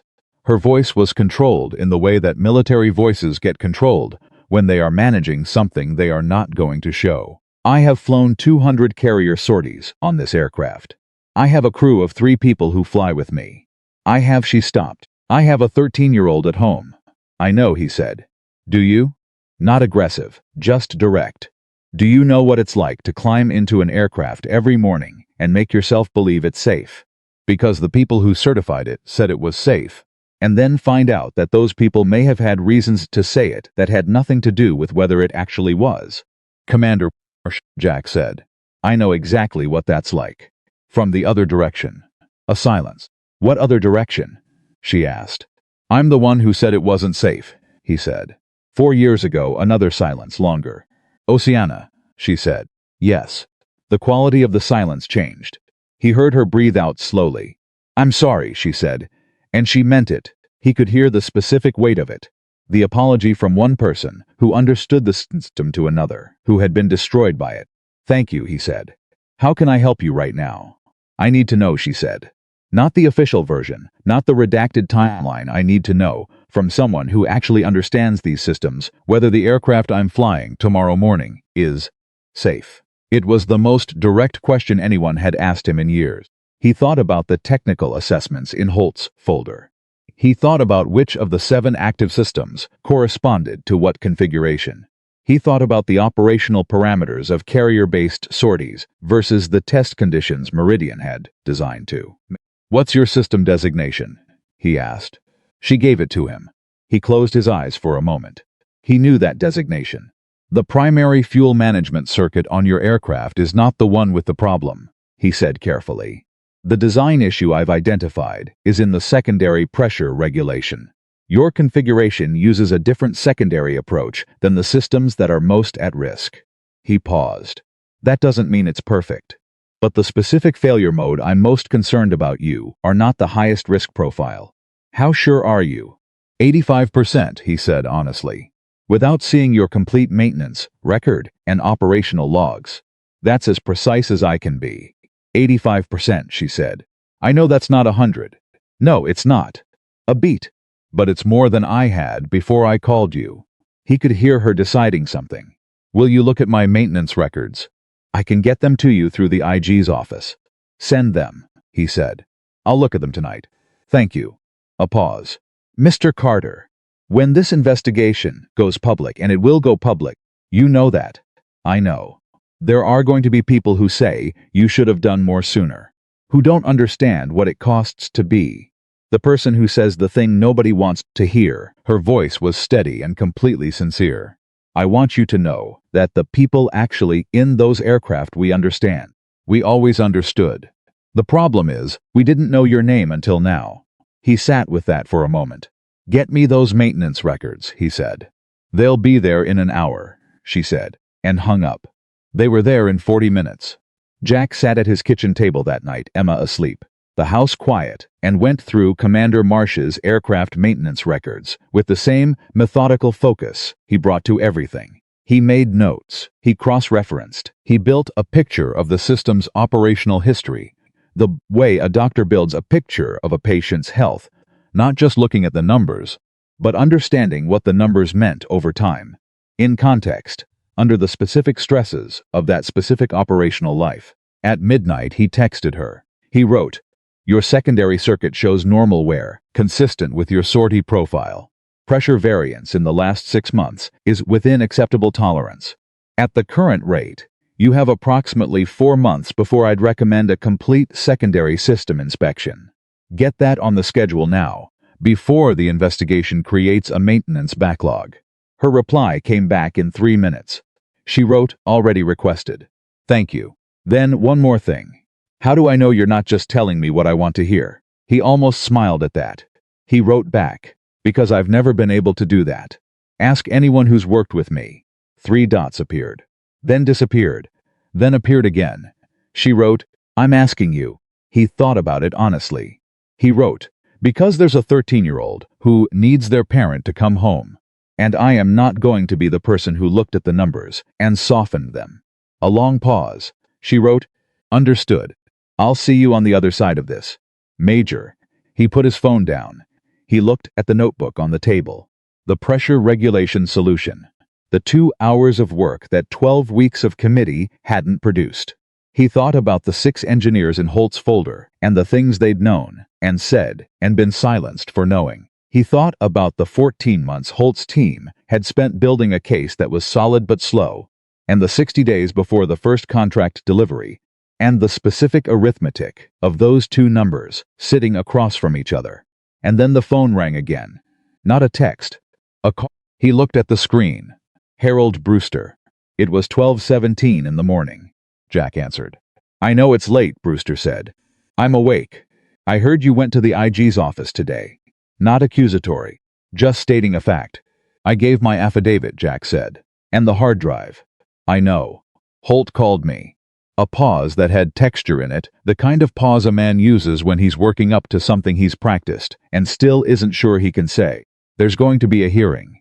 A formal one, before the Senate Armed Services Committee. The investigation is moving faster than Holt anticipated because of the contract timeline. They're pushing for a classified briefing within the week, and a public hearing within 30 days. 30 days, Jack said. Your testimony will be central. The committee will want to hear from the original engineer who flagged the Meridian design issues. Another pause. "Carter, I need to tell you something, General." "Harold," Brewster said. "Just Harold. For once." Jack went quiet. "I knew there was pressure on your commanding officer," Brewster said. "At Oceana. I didn't know the full extent of it. And I didn't know it was being applied across multiple contracts. I genuinely didn't know that. But I knew there was pressure on your CO. And I knew your record was being handled in a way that wasn't clean. And I stopped. I had a decision to make about how hard to push. And I decided the timing wasn't right. And then time moved, and it became easier not to revisit it. Jack sat very still. I'm telling you this because you're about to walk into a Senate hearing, Brewster said. And you're going to be asked questions about the command structure that failed you. And I would rather you hear from me directly that my name is going to be in that conversation. And that when it is, I will not be contradicting you. You're going to testify truthfully, Jack said. I am going to testify completely, Brewster said. Which is what I should have done 4 years ago. Jack looked at the ceiling for a moment. Harold, he said. Yes. This doesn't fix what Emma lost. He said it without cruelty. Just as the plain truth it was. The years she didn't have a father who was himself, who was doing the work he was built to do. Those years are gone. I know that, Brewster said. And the grief in it was real. Jack could hear it, not performed. Not strategic, real. Okay, Brewster repeated. Like he wasn't sure what it meant, but he was willing to hold it. Get some sleep, Jack said. You're going to need it. For 30 days from now. You too, Carter. Jack hung up. He sat in the quiet of his kitchen for a long time. The investigation was accelerating. 30 days. A Senate hearing. Public testimony, a record that had lived in the dark for 4 years, about to be read out loud in front of the people who made decisions about the aircraft, that real people flew in. His name attached to all of it. He thought about what he'd told Emma that afternoon. The new job. The engineering company in Arlington. He thought about how to explain a Senate to a 7-year-old, which was probably impossible. So he thought about how to make sure she knew that whatever happened in the next 30 days, he was still the person who packed the red apple and picked her up at 3:15. He went to bed at 1 in the morning. He was up at 5:30. He had work to do.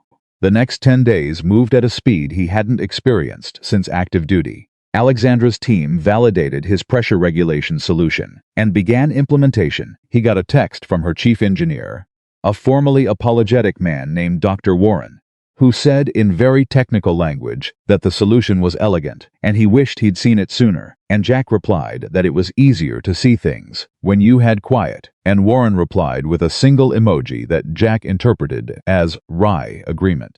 The DoD IG's office moved the formal review of the 2 pending Meridian contracts into an expedited process.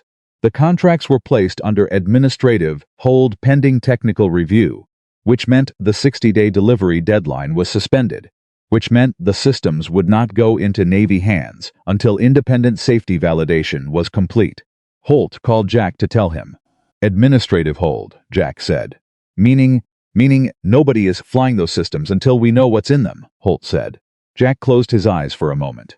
Good, he said. There's something else, Holt said. The 5 other engineers. The ones in the folder. Yes. We've been in contact with all of them. 3 have agreed to provide formal testimony. 1 is deceased, he died 2 years ago. But his family has his documentation, and they're cooperating. A pause. The 5th one, another pause. The 5th one is someone you know. Jack frowned. Who? Marcus Webb, Holt said. Jack went completely still. Marcus Webb, Marine Corps Aviation. 2 years behind Jack at the same training facility. An engineer so good at fuel system dynamics that Jack had once told his CO that Webb had better instincts than anyone he'd seen come up through the program. Marcus Webb, who had quietly left the Corps 3 years ago and whose name Jack had never been given a reason for. Where is he? Jack said. He's been working as a high school physics teacher in North Carolina, Holt said. He resigned before Meridian could formally act on his objections. He said he decided, Holt paused. He said he decided that if the system was going to destroy him, he'd rather choose the exit himself. Jack absorbed that. Is he willing to testify? He asked, he said. Holt's voice shifted slightly. He said he'd think about it. He said he needed to hear from someone he trusted first. He needs to hear from me, Jack said. That was my raid, yes. Give me his number. Holt gave him the number. Jack called it that night after Emma was in bed. The phone rang 4 times. He was calculating the likelihood of a voicemail when the call connected. "Yeah," said a voice he recognized immediately, even after 3 years of silence. The same flat, careful tone Marcus Webb had always used. The tone of someone who had learned to protect himself by giving as little as possible away on first contact. "Marcus," Jack said. A pause. "Jack Carter," Webb said. "Yeah," a longer pause. "You kept your documentation," Webb said. It wasn't a question. "Everything." "Of course you did." Something shifted in Webb's voice. Not warmth exactly, more like relief. The specific relief of a man who has been alone with a weight and just felt someone else put their hand on it. "I deleted mine," he said, "when I resigned. I thought it was over, and I just wanted it to be over." "I know." "Do you?" He said it the same way Commander Marsh had said it. Not accusatory. Asking. "Yes," Jack said. "I thought about deleting it too. What stopped you?" Jack thought about that honestly. "I kept thinking about the next engineer," he said. "The one after me, who would flag the same problem and get told the same thing and have nothing to point to." He paused. "I kept thinking someone has to be the last one. And to be the last one, someone has to be first." Webb was quiet for a long time. "Marcus," Jack said, "your testimony matters. Not for the record. Not for the aircraft," Webb said. "Yes. The people flying them. Yes." Another long pause. "I have a class of 22 kids," Webb said. "I teach them about physics, about force and pressure and how things work, about how understanding a system is the beginning of being able to trust it." His voice was carrying something it had probably been carrying for 3 years. "Every year I have at least one kid who gets it, who actually gets it. And I think, that's enough. That's what I can do now. That's enough." "It is enough," Jack said. "And you can still do it. I'm not asking you to give up what you've built. I'm asking you to walk into one room and say the true thing." A silence that was the longest yet. "You know they'll make it about why I quit," Webb said. "Why I didn't fight." "Then we tell them why," Jack said. "We tell them what it costs.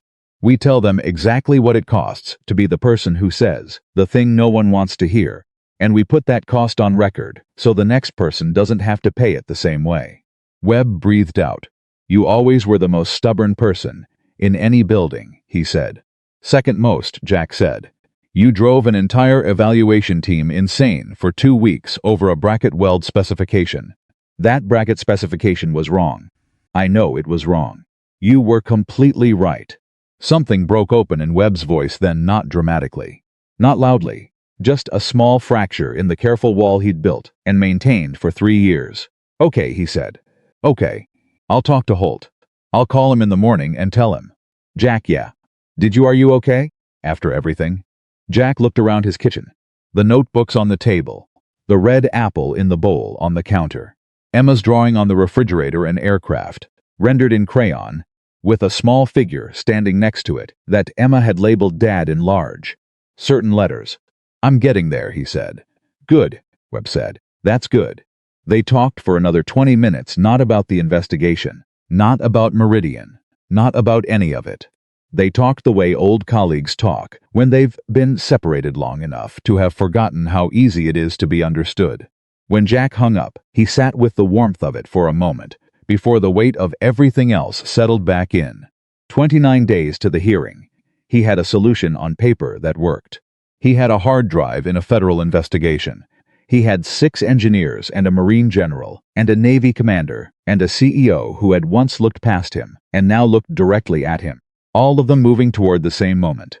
He looked at Emma's drawing on the refrigerator, the small crayon figure, the big certain letters. He thought, "I have to get this right." He thought, "I will get this right." He picked up his pen and opened his notebook and got back to work. 29 days. That was what Jack had told himself the night he hung up with Marcus Webb. 29 days to the Senate hearing. 29 days to the moment when everything that had been true for 4 years, everything that had lived in a storage box behind wintered jackets and baby photos, would be said out loud in a room built specifically for saying things that could not be taken back. He didn't sleep much in those 29 days. Not from anxiety exactly. More from the particular alertness of a man who has been waiting a long time for something and can now hear it coming and cannot fully stand down until it arrives. He finished his 2 weeks at the airfield on a Tuesday. His last shift, he went through every aircraft on the maintenance schedule with the same thoroughness he'd brought to the first shift 3 years ago, because that was who he was, the kind of man who didn't let the size of the next thing change the quality of the current thing. When he handed in his badge at the end of the day, the young technician at the desk, a kid named Reyes, 22, who reminded Jack of nobody so much as himself at that age, serious and precise and too observant for his own comfort, reached across the counter and shook his hand. "It was good working with you, Mr. Carter," Reyes said. "You're good at this," Jack told him.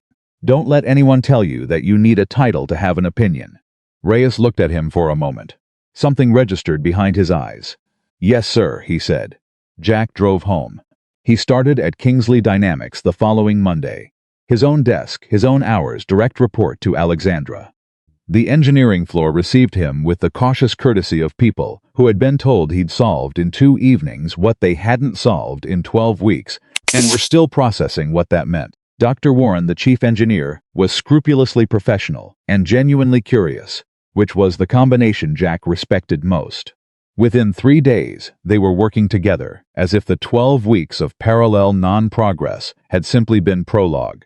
Within a week, Jack had identified 2 more design considerations that the team had been managing around rather than resolving. Both were smaller than the pressure regulation issue. Both mattered. Warren brought him a coffee on the 8th morning and said, "I want to ask you something, and I want you to know I mean it straightforwardly, and not as a criticism." "Okay," Jack said. "How do you see these things?" Jack thought about how to answer that honestly. "I've been inside running systems," he said. "Not simulations. Actual aircraft with actual fuel moving through them under actual operational stress. When I read a design, I'm not reading the math on the page, I'm running it in my head against everything I've seen the math fail to predict." He paused. "Your team is very good at the math. They just haven't spent enough time watching it fail." Warren nodded slowly. "That's what we've been missing," he said. It wasn't defensive. It was the plain recognition of a gap. "It's what most engineering teams are missing," Jack said. "The system looks different from inside it." Warren thought about that for a moment. Then he said, "We should formalize that. Build it into the review process. Require operational field experience as part of design validation." He looked at Jack. "Would you be willing to help me design that protocol?" "That's exactly the kind of thing I'm here for," Jack said. He was 21 days from the hearing. Alexandra called him into her office that afternoon. She had the look she got when she was about to hand him information he wasn't going to enjoy, which was a look he had learned to read in approximately 10 days of knowing her. "The hearing is going to be public," she said. "Full committee, C-SPAN, press credentials, the whole thing." She looked at him directly. "Your name has started circulating in defense media. Not the full story yet, but the shape of it. People know that an engineer from Meridian's evaluation history is testifying, and people who follow this industry are doing the math. How fast is it moving? Faster than Holt would like." Someone talked not from the IG's office, probably from the contractor side. "Meridian's legal team has been making calls. They're trying to establish the narrative before you do." "What narrative?" "That you were a disgruntled employee with a grievance, that the Oceana evaluation was properly conducted, and your objections were considered and rejected on merit." She held his gaze. "That everything that happened to you was procedurally correct." Jack felt something tighten in his chest. Not surprise. Not quite anger. Something older and more tired than both. "That's the story they've been telling for 4 years," he said. "I know. The difference is that in 4 years, nobody was in a position to contradict it publicly." She leaned forward. "Now you are. But you need to be prepared for what that means. Walking into that hearing room, they will have had 30 days to prepare questions designed to make your 4-year-old documentation look like personal vendetta. They will have lawyers who are very good at that framing." "I've been in rooms where people tried to make the truth look like something else," Jack said. "Not rooms this big. Not rooms this big." She held his gaze. "Do you want legal support?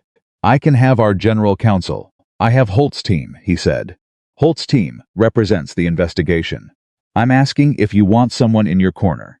Jack thought about it. "Yes," he said, "thank you." She nodded once. Business settled. Then, because she was Alexandra Kingsley, and she didn't waste moments. How are you, Jack? Actually, he looked at her. Tired, he said honestly. But the right kind of tired. The kind that means you're doing the work instead of carrying it. Good, she said. And she meant it, the way she meant most things directly and completely. He was 17 days from the hearing when Marcus Webb called him. I gave my pre-testimony statement to Holt's team yesterday, Webb said. He sounded different from the last call, less careful, like something had loosened. How did it go? They had questions for 2 hours, Webb said. Good questions. The kind that mean they understand the material. A pause. Jack, they have internal Meridian communications. Emails. From the period when my concerns were being reviewed. How internal? Executive level, Webb said. From the VP of Defense Contracts to the lead project manager. Discussing Jack, they're discussing which engineers to target. By name. Who to pressure, who to discredit, who to remove. It's not a pattern of negligence. It's a pattern of intent. Jack sat completely still. Intent. Not carelessness. Not corporate pressure bleeding down into individual decisions. A deliberate, executive-level strategy to identify and eliminate the engineers who were finding the problems. Does Holt know you're telling me this? Jack asked. He knows I'd call you. He said, you should know what you're walking into.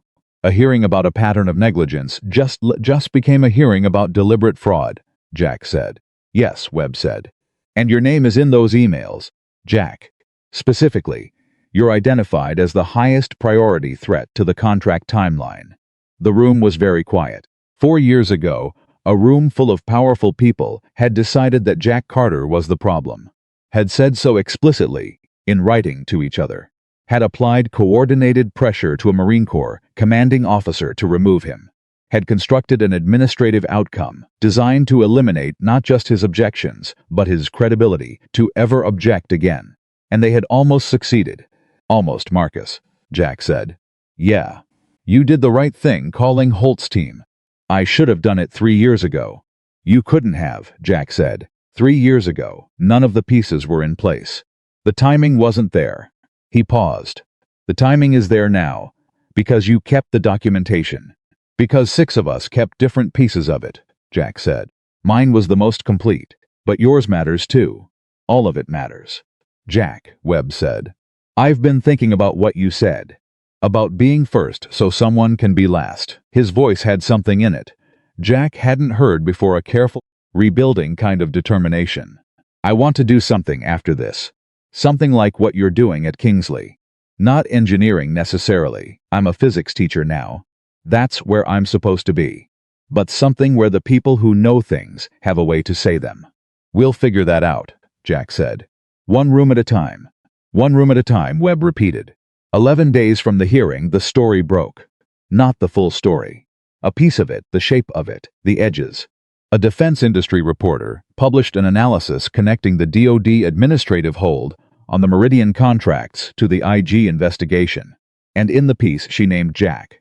Not with all the context, not with the Oceana documentation or the executive emails, just his name. His discharge, and the suggestion that a Marine Corps engineer who had been administratively separated 4 years earlier was now central to a federal investigation into the contractor who had pressured his removal. Jack saw the story at 5:45 in the morning, sitting at his kitchen table with his coffee, before Emma was up. He read it twice. He put the phone face down on the table. He got up and made Emma's lunch. Red apple. A note that said, "You are the smartest person I know." He thought about writing one of the, and decided against it. His phone started buzzing at 6:15. He let it go to voicemail, for most of them numbers he didn't recognize, which meant press. He answered Holt, who told him to expect increased media attention and to direct all inquiries to the IG's office communications team. He answered Alexandra, who told him the same thing and added that Kingsley Dynamics would be issuing a statement later that day confirming his consulting role and the validation of his pressure for regulation solution. "You don't have to do that," he said. "I know," she said. "I want to." He answered one more call. A woman who identified herself as a producer from a national news program and wanted to know if he'd be available for a pre-hearing interview. No, he said, thank you. Mr. Carter, this is an opportunity to control your... I don't want to control anything, he said, tried. I want to testify in front of the committee. The truth doesn't need to be pre-packaged. He hung up. Emma came into the kitchen at 7:15 and looked at him with a particular scanning attention she sometimes deployed when she sensed something was different. Why is your phone face down? She asked. I'm not using it right now. How come? Because I'm having breakfast with you, he said. She sat down. She looked at the table, looked at him. Are you okay? He looked at his daughter, 7 years old. Bird's nest hair, one sock on, and one sock in her hand because she'd gotten distracted mid-dressing and carried the second sock to the kitchen to finish the job there. As she sometimes did. She had her mother's eyes and his stubbornness and a quality of direct attention that belonged entirely to herself. Yeah, he said. I'm really okay. She studied him for another moment, with the seriousness of someone taking a reading. Then she appeared satisfied. Can I have the apple now instead of in my lunch? You can have it whenever you want, he said. She took the apple out of her lunch bag and bit into it with the authority of someone who had negotiated this outcome. He dropped her at school. He drove to Arlington. He worked. The 10 days between the story breaking and the hearing were the loudest of his life. The press coverage expanded more pieces, more details. More people on the defense industry beat picking up the thread. Meridian Defense Solutions issued a statement calling the investigation politically motivated and defending their engineering processes. 3 of their executives gave interviews. Their lawyers filed 2 motions to delay the hearing on procedural grounds. Both were rejected. Jack read none of the coverage. Holt's team kept him updated on what mattered: the procedural motions, the timeline, the format of the testimony. Alexandra kept him updated on the engineering work, which was what he cared about and what kept him grounded when everything else was making noise around his head. On the eve of the hearing, Emma asked him where he was going the next day. Washington, he said. To talk to some people in the government. What about?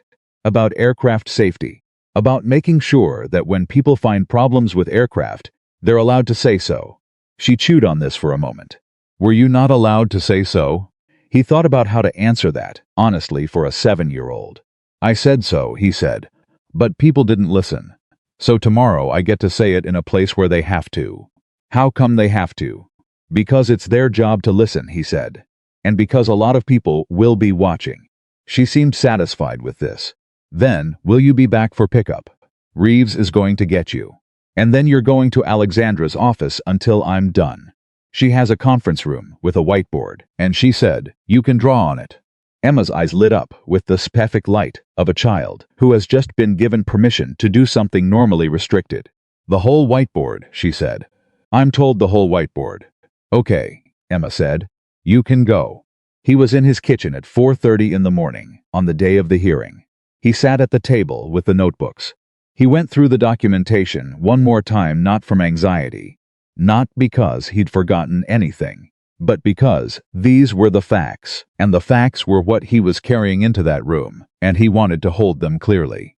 Every fuel system anomaly, every timestamp, every delivery confirmation on every email he'd sent that had been opened and not answered, the secondary pressure analysis, the 3 formal escalations, the 2 meetings where he'd been told he was disruptive, the administrative discharge paperwork with its careful language about professional relationships, and now, the executive emails from Meridian that Holt's team had recovered, the pattern across 6 engineers, the 17 months of investigation that had turned his single story into a system, something bigger and more provable than any one man's word against an institution.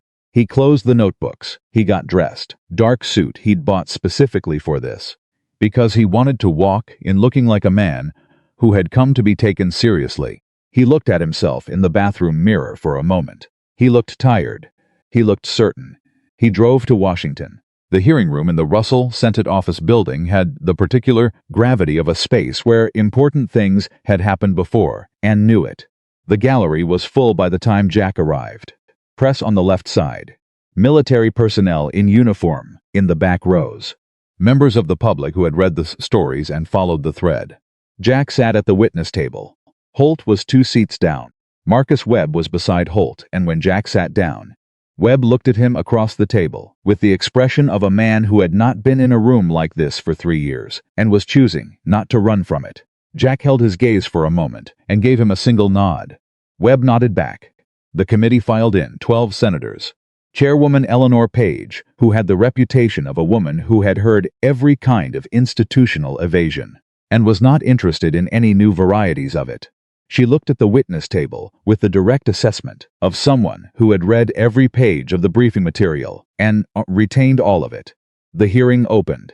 Chairwoman Page made a brief statement on the scope of the investigation, the Meridian Defense Solutions contracts, the DoD administrative hold, the IG instigation and its findings. Her language was careful and complete. She made no editorial flourishes. She didn't need them. The facts were sufficiently dramatic. Then she looked at Jack. "Major Carter," she said, using the rank without ceremony, as though it simply belonged to him, and she was using it accordingly. "You submitted documentation to the DoD Inspector General's office.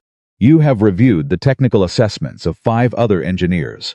You have agreed to serve as the technical expert witness for this committee." She held his gaze. "In your own words, in plain language, tell this committee what happened." Jack leaned toward the microphone. He thought about Emma asking, "Were you not allowed to say so?" He thought about a storage box behind winter jackets and baby photos. He thought about a compensating valve, 14 centimeters from where it should have been, and 12 weeks of smart people not finding it because they'd never been inside a running system when it failed. He thought about Commander Marsh asking him, "How do I know? You're not just telling me what I want to hear." He thought about 6 engineers and a hard drive and 30 days from a burning aircraft to this table. He thought about a 7-year-old who argues about apples with the absolute certainty of someone who knew she was right. And then he stopped thinking and started talking. He talked for 41 minutes. He did not use notes. He did not perform. He spoke with the flat, precise clarity of a man who had been carrying the truth for 4 years and had finally reached the room where it needed to be put down. He described the Oceana evaluation. He described the fuel intake analysis, the escalations, the meetings. He described the administrative outcome and the 4-year gap and the maintenance job and the morning of October 14th when he had stood at a barrier line and looked at a fuel cap and known with the certainty that came from 11 years of watching systems fail that he was right again. He described Alexandra Kingsley's aircraft, the smoke, the maintenance hatch, the voice he'd followed through the darkness. He described the hard drive, the timestamps, the emails he'd sent that had been opened and not answered.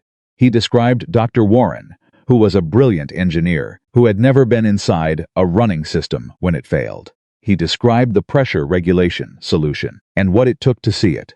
He described the gap between theoretical knowledge and operational reality, and what that gap cost when it was filled with a contractor's financial interest instead of an engineer's honest assessment. And then he described the executive emails. He was careful here. He stated what the emails contained without editorializing. He let the facts of them sit in the room and do their own work. The room's atmosphere changed visibly when he described them. He could see it in the committee members' faces. The shift from focused attention to something more charged. When he finished, Chairwoman Page let the silence hold for a moment. Then she said, "Mr. Carter, in your professional assessment, are there currently active Navy aviation systems whose safety cannot be certified without independent validation of the Meridian fuel management designs?" "Yes," Jack said. "How many?" "Based on the documentation I reviewed, I would recommend independent validation of all 7 active systems.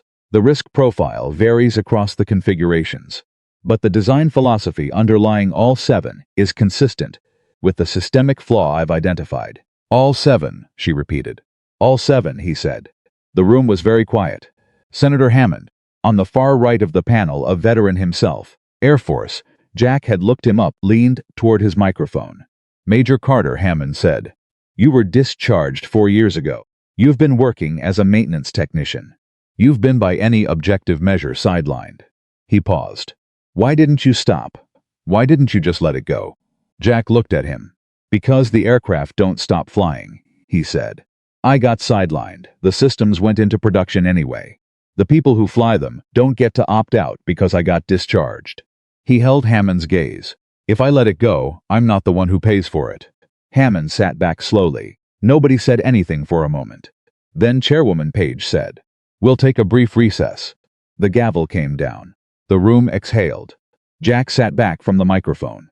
He looked at his hands on the table. They were completely steady. He was aware of that, the steadiness of them, the way the adrenaline from 4 years of carrying something was moving through him differently now. Lighter. Like pressure releasing from a sealed chamber. Marcus Webb leaned over. "You did it," Webb said quietly. "We did it," Jack said. "Yeah." Webb exhaled. "Yeah, I think I am." When the recess ended, 5 more senators asked questions. Jack answered all of them. The Meridian legal team's representative, seated in the gallery, made a statement through their attorney, requesting a full evidentiary review, which Chairwoman Page received, with the expression of a woman who had expected nothing less and was prepared for it accordingly. General Harold Brewster testified after Jack. He sat at the same table, and he testified completely, as he had said he would. He described the pressure applied to Jack's commanding officer. He described his own failure to verify the administrative process. He described it with the directness of a man who had decided that the most honorable thing left to him was complete honesty, and he was going to be as good at that as he had been at everything else in his career. When Brewster finished, he looked at Jack across the table. Jack held the look. They had done something together today. Not a partnership exactly. Not a machibi. More like 2 men arriving at the same destination from very different directions, and acknowledging that they'd both gotten there. Jack gave him a single nod. Brewster nodded back. The hearing adjourned at 4:47 in the afternoon. Jack walked out of the Russell Building into the October afternoon, exactly 1 month, almost to the hour, from the morning he had stood at a barrier line in Virginia and watched smoke come from the right wing of a Gulf Stream. He stood on the steps for a moment and let the air hit him. Cool. Sharp. The particular quality of a Washington October that always smelled faintly like leaves and consequence. His phone had 43 missed calls. He looked at the number and put it in his pocket. Alexandra called the one he answered. "It's on," she said. He could hear the television, in the background coverage, already starting. C-SPAN 3 networks picked it up live. "I know, Jack." Her voice dropped to something quieter. "You did something today that most people never get to do." "What's that?" "You told the truth in the right room at the right time," she said. "That almost never happens." He thought about that. "It almost didn't," he said. "But it did," he said. "It did." He picked up Emma from Alexandra's office. Emma had filled one full side of the whiteboard with what appeared to be a highly detailed aircraft schematic, which several of Alexandra's engineers had apparently gathered around to study with expressions ranging from amused to genuinely interested. They said it was good. Emma told him in the elevator down. "It was good," he said. "Tyler still thinks pilots steer with their feet," she said. "Tyler will figure it out eventually." "I'm not sure he will," Emma said, with the blunt realism of a 7-year-old. He held her hand in the elevator and said nothing. He felt the weight of the day moving through him, not released completely. Not yet, but shifting. Finding its permanent place, in whatever the architecture of him was now. They drove home in the old truck with 140,000 miles on it. He made dinner. He helped with homework. He read 2 chapters of the horse training book. He tucked Emma in and sat on the edge of her bed in the dark for a moment, the way he sometimes did. In the particular peace of a child, asleep and safe and completely unaware of the things the world required. He thought, this is what it was for. All of it. Everything that held through 4 years of being invisible. The documentation in the storage box. The red apples. The pre-dawn shifts and the maintenance logs. And the specific, deliberate choice to stay exactly who he was when the world told him he should be less. This. Her face in the dark. The soft sound of her breathing. He sat at the kitchen table after she was asleep. He opened a new notebook, not the engineering one. A plain one, and he wrote on the first page the name of the program he had been building in his head for the past 3 weeks. The program where engineers could flag safety concerns through a protected, independent channel. where the person who found the problem could say so without the company that caused whether the report was valid, where the 6 people in Holt's folder have had somewhere to go. He had talked to Holt about it. He had talked to Alexandra about it. He had talked to Marcus Webb about it, and Webb had said he wanted to be part of building it. He had talked to Commander Marsh about it, and Marsh had said the Navy needed it yesterday. He wrote the name at the top of the page. He sat with it for a moment. Then he started writing the framework. He worked until 2 in the morning. When he finally went to bed, he lay in the dark and thought about the hearing and the room and the 41 minutes and the senator's faces and Brewster's nod. He thought about a fuel cap on a right wing in the early morning light. He thought about a woman on the floor of a burning aircraft with her jacket over her face and the sound of his own voice saying her name and the way she'd looked up at him through the smoke. He thought about 22 kids in a North Carolina classroom learning about pressure and force and how systems work, taught by a man who knew from the inside what happened when the people who understood systems were prevented from saying what they knew. Boom. He thought about Emma's drawing on the refrigerator, the crayon aircraft, the small figure with the big certain letters. And he thought, I am the man nobody saw for 4 years. And every single thing I knew while nobody was looking is now on the record. He closed his eyes. Outside, the Virginia night was still and cold, and full of stars that had been there the whole time, not moving, not waiting, just constant. The kind that doesn't need to announce itself. The kind that is simply unmistakably always there. That was who Jack Carter was. That was who he had always been. And now the world knew it.